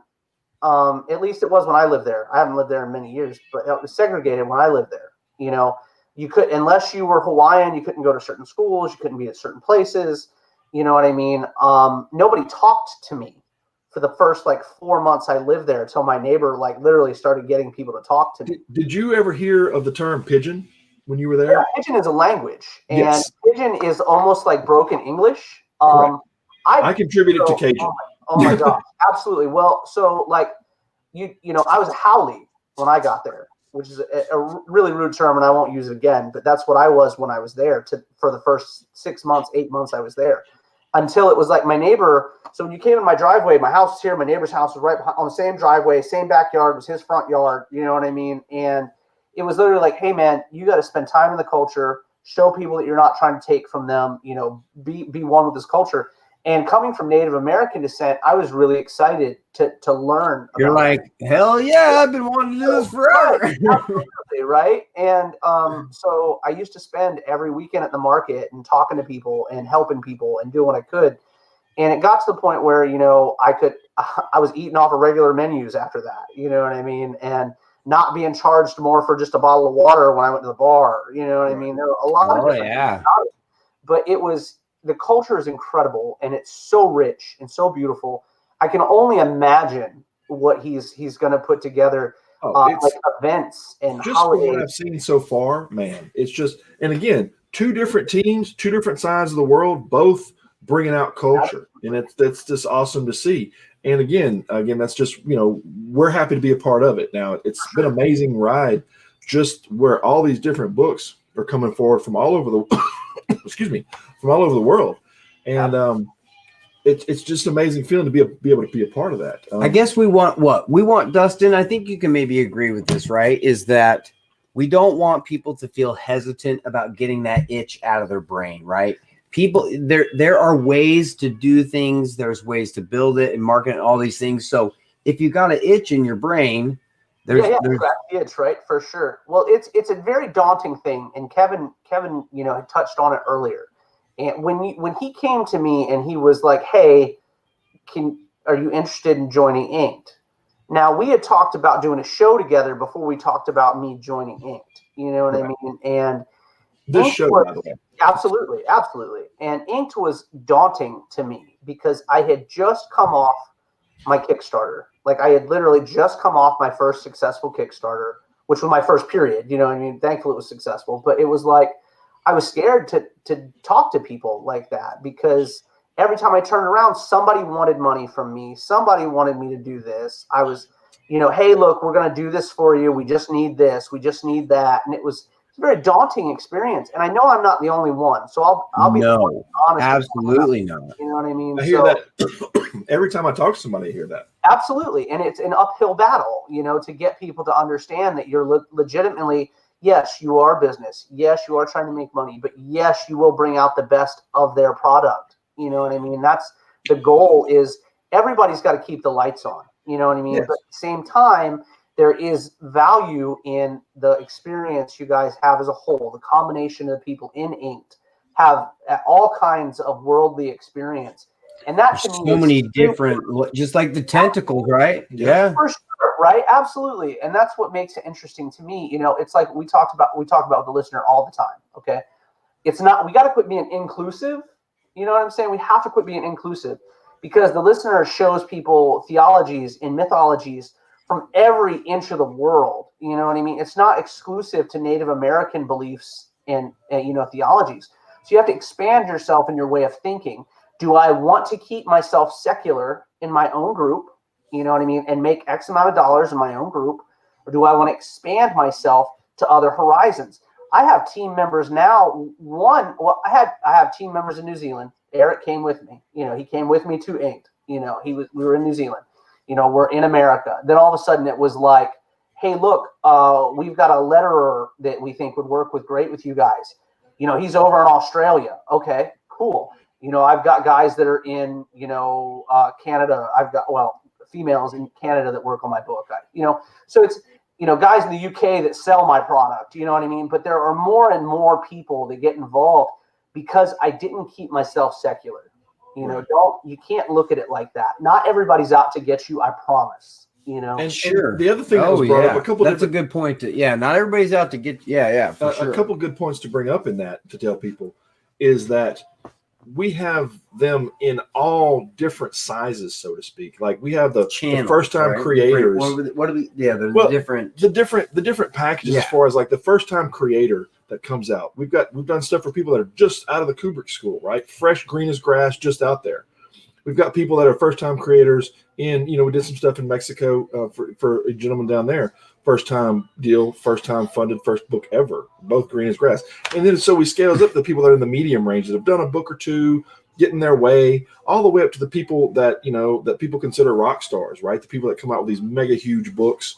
And everybody has been very willing to bring us into their realm and say, okay, well, what do you think about this cover? What do you think about that cover? Because I have experience in that, along with several members of the team. There was a book today I looked at, and I said, okay, I'm going to make sure that you bring the best product to market. And what I mean by that is, I said the art's great, the story's great, but the lettering could use, it's holding back the art, right? They're all three components. And he was willing to listen to that. And when we showed him, this version of what his book could look like with this style lettering that was produced, he loved it. And it's going to be a more powerful book because of that adjustment. We'll get in there and we'll talk about covers with people, and they'll show, okay, what do you think about these covers? And literally, that's what I've done my entire life, is been in there and built TV commercials and radio commercials and print billboards and newspapers and magazines. Right? It's marketing. Yes, marketing. And it's just getting in there and making sure that you're putting your best foot forward. For sure. Absolutely. And that's we're passionate about that. And that was the conversation I had with Chris when I was talking to him in Hawaii earlier. He was just like, man, he said, from reading through the literature we sent to him, he said, you guys really get engaged and are passionate about what you do. And he said, that's the kind of team, that's what I want on my project. Absolutely. I think that's a very epic way of looking at things, right? It's an incredibly fun way of seeing things, because people are creatures of habit.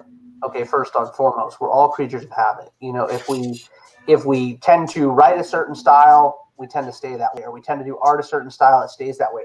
But you guys, and I coined it, and I'll take credit for it. I don't care what anybody says. You guys only have one shelf, and it's top shelf.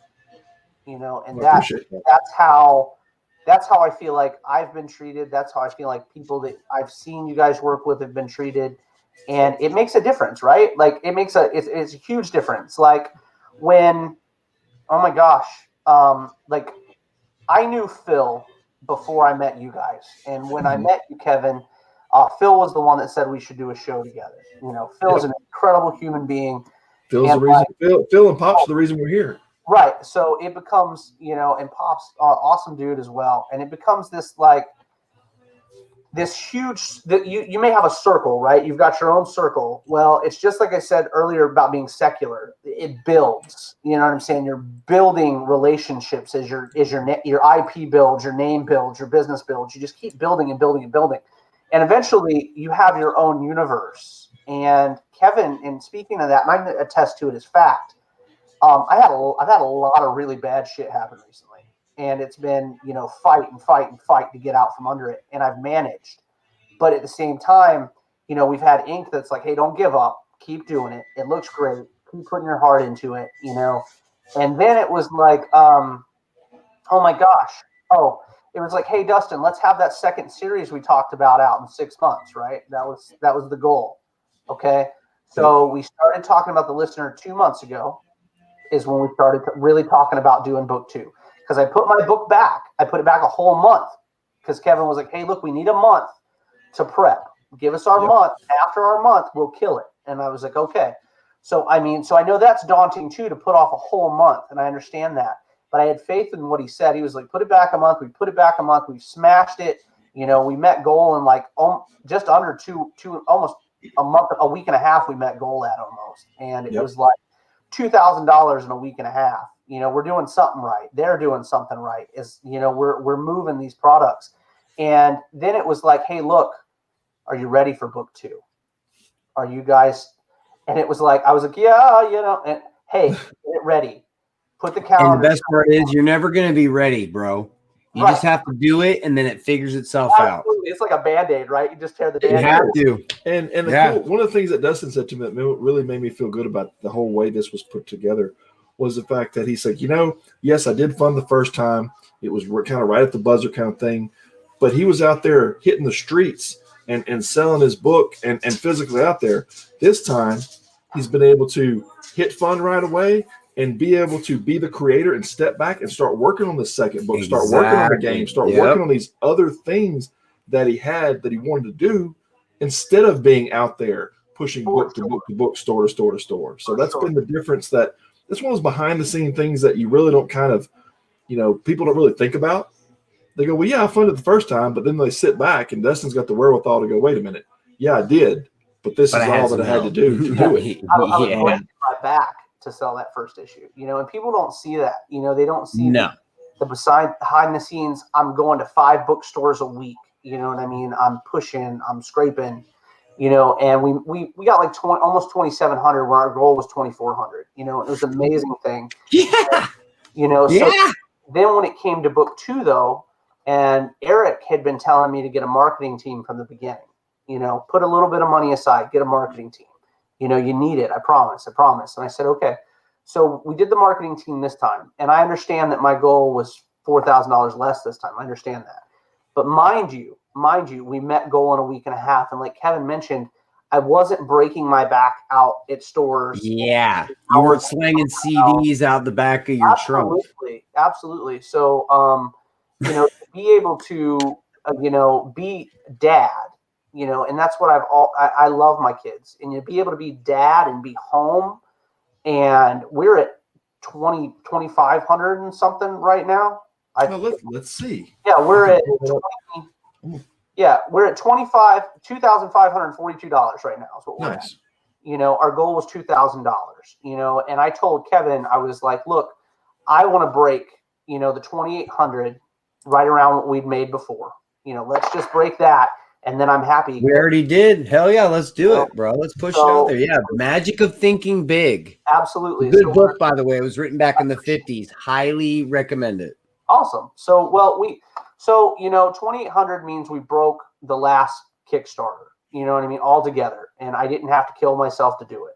Phil Locklear, another amazing human being, has stated he thinks that we're going to get 3,333 at a minimum. That's exciting as well. I'm hyped about that from the demo. You have 47. You got almost 50. That's so awesome. That's so cool. Man. I mean, we're killing it. And like I said, one big thing that Phil Leon has done is my editor, my friend, and a member, of the group the group that we're in that is not secular. We did an interview here on Comicradery that was a lot of fun with Frank Forty. That was great. You know what I'm saying? There are talks now that we've been in for a little while, and this will be the first show that we've talked about it. He may do a cover for Greed. So I'm very excited to do that. That's a real big deal for you guys that don't know Frank Forty. You need to look him up. Great human being. It's kind of a big deal. Yeah. Well, just throw out Bob Burgers right there by itself. That should be enough. Not to mention all the Insidious and all the other works that he's been a part of. Absolutely. Heavy metal, what I mean? Just all these amazing things. And then to have people that I know in this business that have been around a really long time come and tell me they were proud of me. I don't seek those things out, but it's an incredible feeling when people can look at you and tell you how, they are proud of you. You're doing hard. They see you working, you know what I mean? But to have people you don't know, that's the key part, right? When we got the listener, Kevin was like, hey, look, I need reviews. When we first started talking, get me reviews from your first book. I said, okay, here's a bunch of reviews. I remember him going, you don't have anything negative? I was like, I don't have anything negative. He was like, that's awesome. It's all positive. We're going to put this stuff together. And I couldn't be happier. We got 5 days left for the Kickstarter. I am almost completely done with everything for the next book of the listener. Actually, we're laying down pages tomorrow. And then Greed has got page after page after page done since we started doing it. Just 3 or 4 days ago. These guys have been killing pages.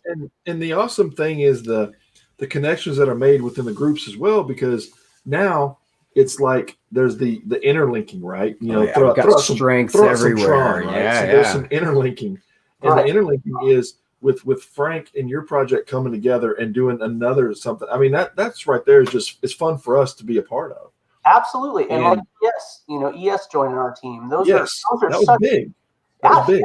You know what I mean? And when he came on with us, he was like, now I'm on with Inked. You know what I mean? It was an amazing feeling, and it doesn't end there. And it goes so much further. Like when you see one of your artists, they all of a sudden they get big and they get signed, it's just an incredible experience, and then you get buddies like, Phil just signed on a contract. You know what I mean? Very, very cool things to see and do. And he's an awesome colorist, man. I did Phil Leon. And I always tell people it's I told you yesterday, I said, I guess I'm gonna go ahead and sign up to work at ES Lettering International. I said that's what I'm going to sign up. I'm going to put my first resume in to work for ES Link International. He just loved that. So I mean, it's amazing to see. Our logo for Greed came from his buddy. You know what I mean? So there you go. It's just one thing after another. It's a snowball effect with talent, and Inked is a great way for you to, even if you do the smallest package that Inked offers, you're still getting involved with all these amazing talents. You're getting put onto all these shows, mine included, not to mention Comicradery as well. So you're on all these great shows. You're meeting all these great people, your peers. And Dustin, can you there's kind of an awkwardness, right? When you start as an artist, right? And that you don't want to be either rejected or you don't think that your idea or whatever. And so you kind of have to step past that and be able to say, hey, this is what I want to do.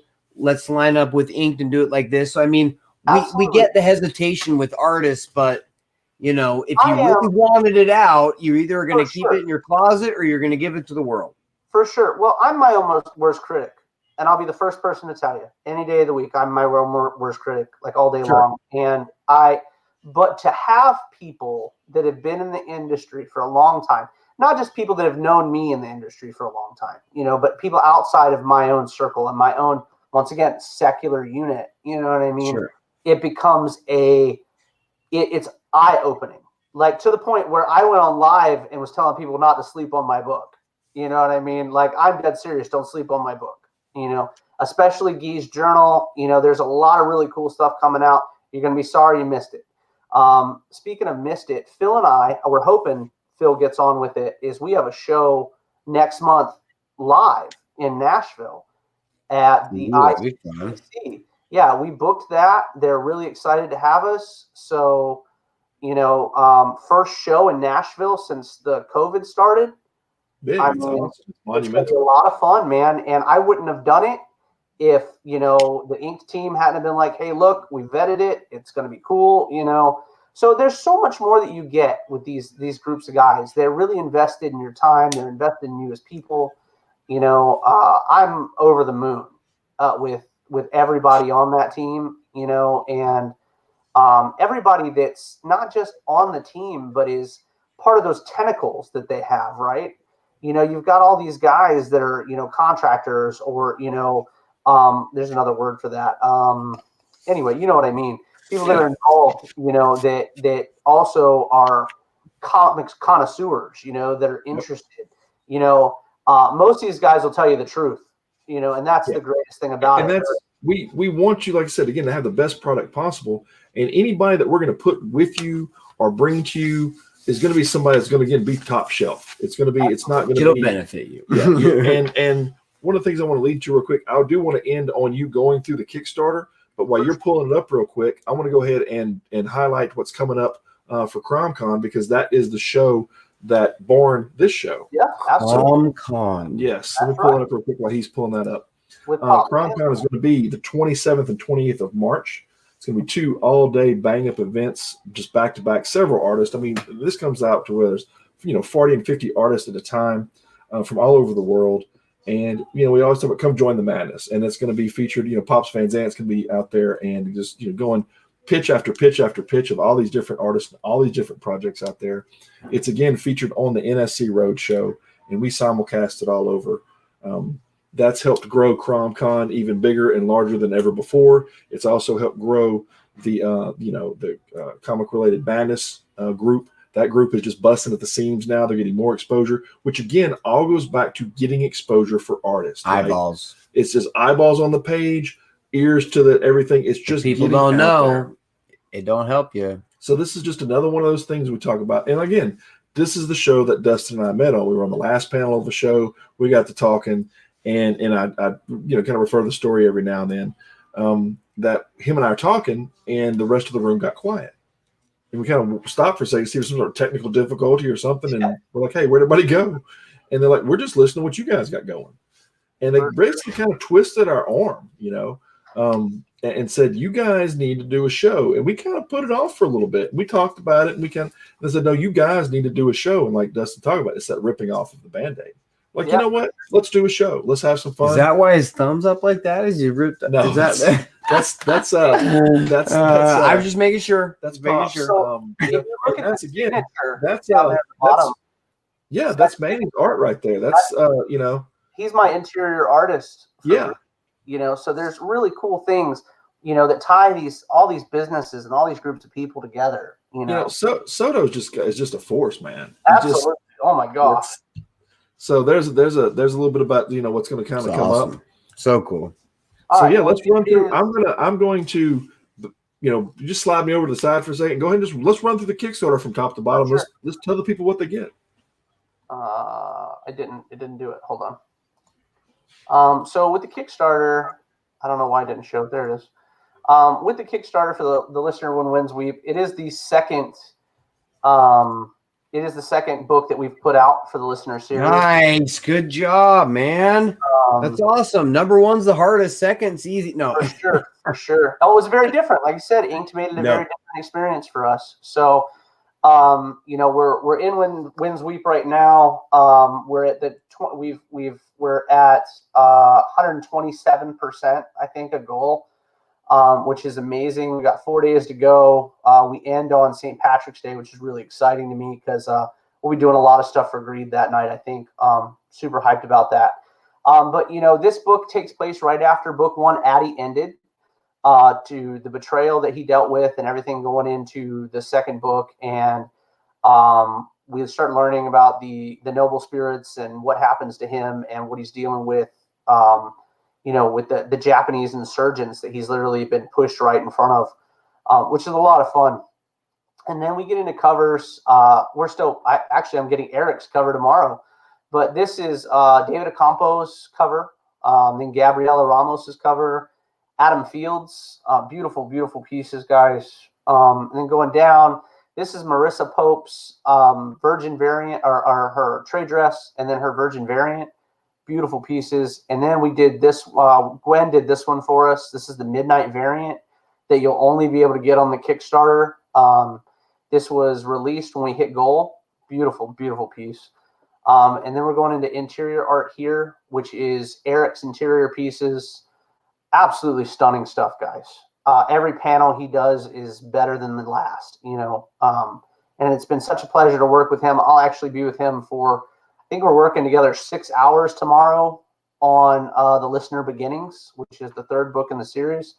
And we're already done with that story-wise. So Dustin, I have to say, this is the first time I'm seeing this. Oh, yeah, for sure. Wow. Wowza. Like, well done. Holy cow. And incredible. Jeez. One of the cool things about it is, and when he talks about us working together, God, we probably spent, I know he and I spent a good 4 or 5 hours one night just combing through the construction of this.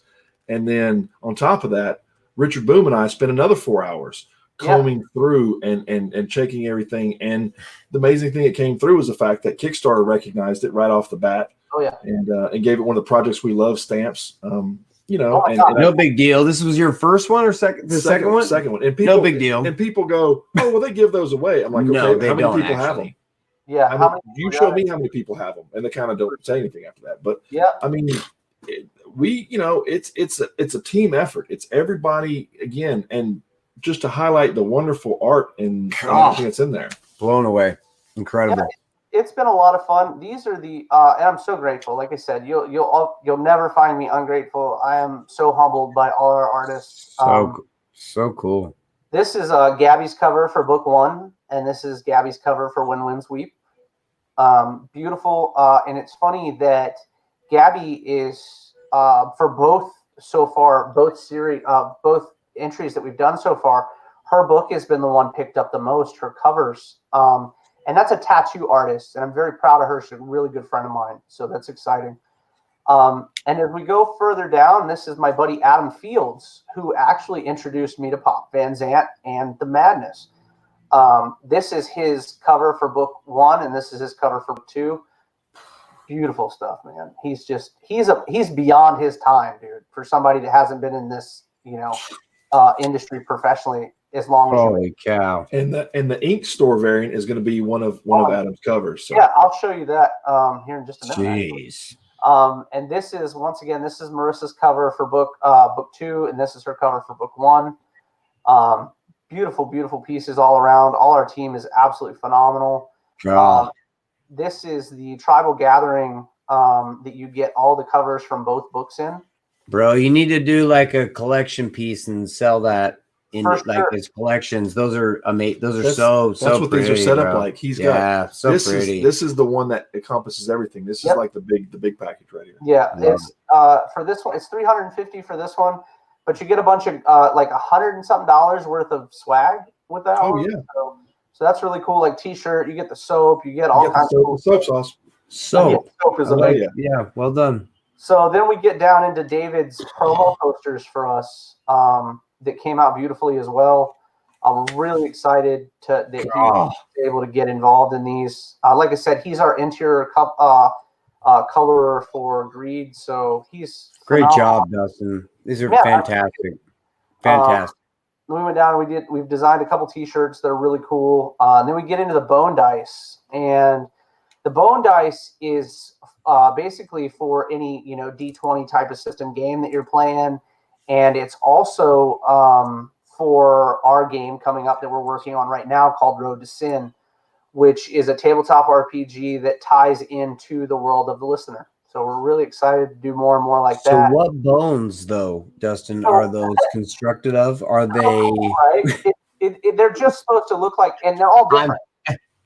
You all know that people are going to be asking that. Yeah. So it's the bones of all you can tell them it came from the great white wolf from the land of Neverland, and they love that stuff. Well, they all look different, as you know. Like if you were to cut a bone, it would be different in every bone you cut, the marrow and whatnot. So every one of these is different. Like your set would look different than Kevin's. No two sets the same. That's the cool thing. So that's NFTs really right there, bro. I love it. And then we'll get to the soap. The soap is done incredibly well. It looks edible, which is a good, not necessarily a bad thing. That looks incredible. What is it? It smells like gunpowder, whiskey, and gunpowder and campfire smoke. Yes. And it's absolutely phenomenal. I've been using my bar now for like 3 weeks. It's just amazing. It smells so good. It's just enough whiskey smell, just enough to make it, enticing. Can you get it osmotically through your skin to where we could start putting shots into the soap to where you could rub it? Like, I don't know about all that, but in the future, maybe. Something to think about, bro. Right. So then as we get further down, this is Kyle Willis's cover for book 1. It was painted on a newspaper from the day after Pearl Harbor. Sorry, the day after Pearl Harbor. It's in the likeness of Dave Lightfoot, and Lightfoot actually had a copy of the book and gave us permission. He thought it was really, really cool. It's also in the cupboard. Wow, there you go. Yeah. We really enjoyed that. And another neat thing for everybody to know is all our books have come back 9.8 so far that we've sent to get graded. And why not 10, Dust? This looks like a 10 to me. What's the discrepancy? That's a whole CGC conversation. That's an animal altogether. But we're really happy with the way they came out. They're beautiful. Every time that we get our books printed, Artist Express is killing it. We're actually live with them Wednesday of next week. The last day of the Kickstarter. So that's a lot of fun. We're excited about that. And as we get further down, these are pieces out of Guy's journal. Guy's journal is a 60-page book that you can only get currently with the Kickstarter. I'm not selling those on the side or at stores or anything, so I'm really happy about them. It's like, so if you take the left-hand side, when you open it, you get the title page, and then you flip it, and it's a painting, right? And then it's a backstory of the character that's on the painting. It's a full-page painting. And then you'll get the backstory that we've written from the perspective of another character. And you get it's 30 of those. So you get 60 pages of story art and stuff. So hey, Dustin, I don't think you have enough creativity in your head. Can you just start getting some more stuff out while you're at it? I'm trying so hard. My hell, bro. He's only working 23 out of 24 hours a day. Hey, there's 26 hours in a day, I thought. Right, he's got a spare. They're not? Oh.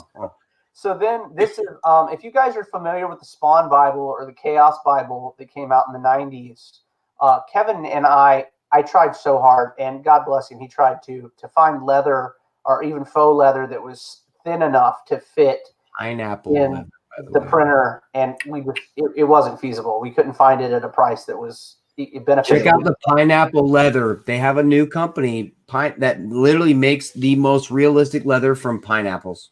That's awesome. So I'll have to remember that. But so we went into, we managed to find a file that looked just like leather. So this is just a placeholder with the listener logo on it. I like it. But it'll have the Adesanya rune tattoo in the middle right here. And that's all it'll have. It won't have any words on it or anything like that. So we're really excited to be able to bring you that, bring those to you guys. And speaking of stretch goals, we've actually got cards that Oscar Angel is doing right now. And we just got the last one today. So we're really excited. Everybody that picked up a physical pledge will get 5 collectible cards. And we'll be adding those for every Kickstarter. So you'll get different sets for each book you back. And going further down, we actually were going to send a portion of our proceeds to the Colorado Wolf Sanctuary. We're really excited to be able to do that because wolves are things. It's a story that I don't want forgotten. Just like the listener, I really don't want anyone to forget wolves. So we're going to do everything we can to keep that from happening. I just wish that wolves read comics, but maybe they look at them and enjoy them. You know, for sure. Maybe. And then and this one's you know, he just highlights all the creators, and if you run all the way down to the bottom, you'll see the moniker on there that this is what we've you know, another quality, you know, Kickstarter. That's what we want to explain to people. That's what we want to help them with. We want to be able to just be there for them, answer questions, get them the best kind of other creators involved, whether it be an inker or a colorist or a letterer, to try to make it the best thing possible. And mention the cards. I can pull the cards up real quick. Here are the cards that are going to be coming out. And it's going to be the Original Trading Card Series 1. And you know, we're excited to see them. And it's going to be another good thing that just to put in your collection of listener memorabilia. For sure. So right now we have, we're out of the Adam Fields promos. We don't have any more promos for Adam. All his have sold, which is really exciting. We do have 2 promos left from David, guys. $75 promo blank cover from David Ocampo is ridiculously cheap, guys. From a guy that's worked in Marvel, DC, Zenescope. He's been around the block forever. You know, $75. Swing by, grab one. I'm sure he'll have some blanks. I'm going to send him some of his copies as well. So, you know, make sure you hit him up if you guys want some blank covers for the listener. And then Eric has something incredible at the bottom, and I know it's a little pricey, guys. I know 500 is a lot, but at the same time, he's doing a massive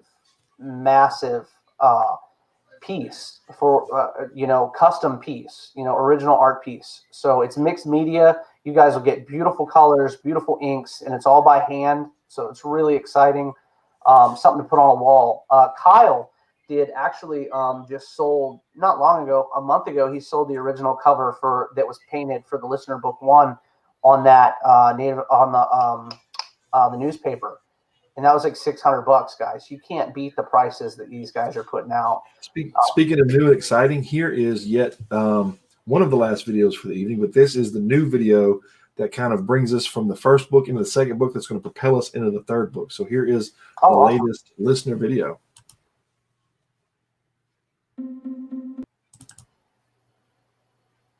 Well, it's there. Just wait to see if it's loading.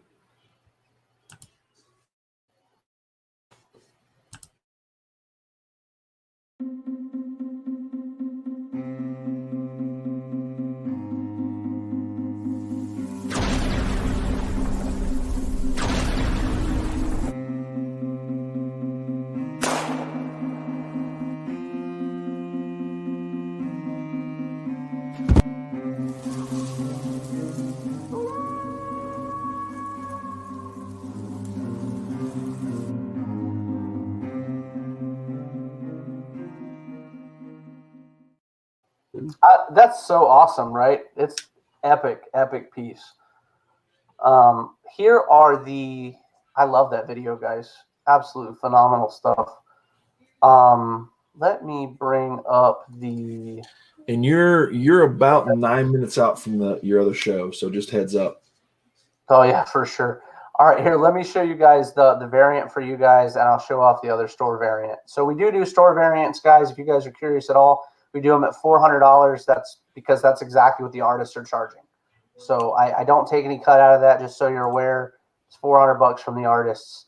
Here they are for the promo store covers for the Listener Win-Win Suite.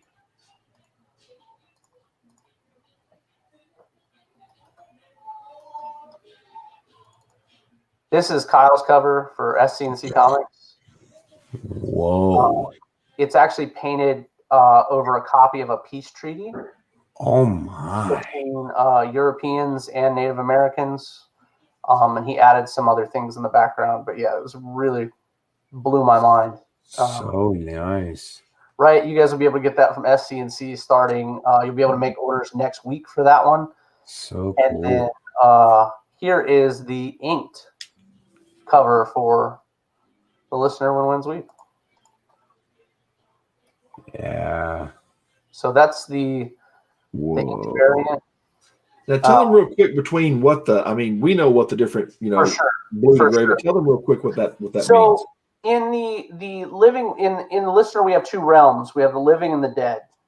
And what we did to differentiate colors, I've always thought was very exciting to differentiate the realms, is the living realm, noble spirits and regular spirits alike are blue and white. Like that's how you would differentiate them. Like Addie could see them in the living realm. That's how he would see them.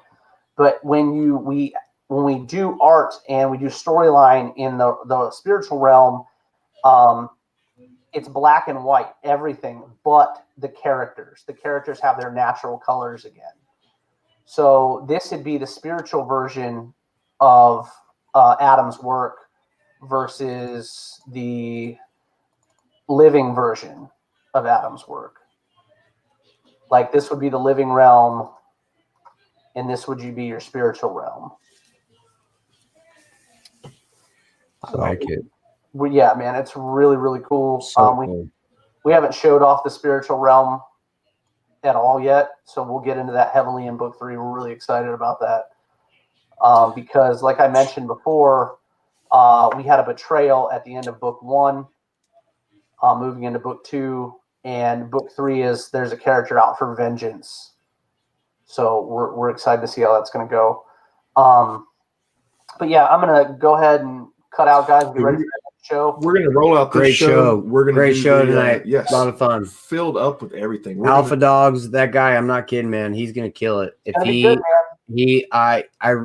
the art and just the everything, it's fantastic. And of course, what you have going on, it's people have to understand there's pen on paper, there's thoughts coming out of heads, like it's amazing. Man. So cheers. Make sure you guys tune in. Right behind this show is coming the Listener podcast. You get to hear even more on what all is going on in the Listener world, and Dustin's going to be killing it with that. And keep us on our feet. Yes, and our outro is our intro, as we say.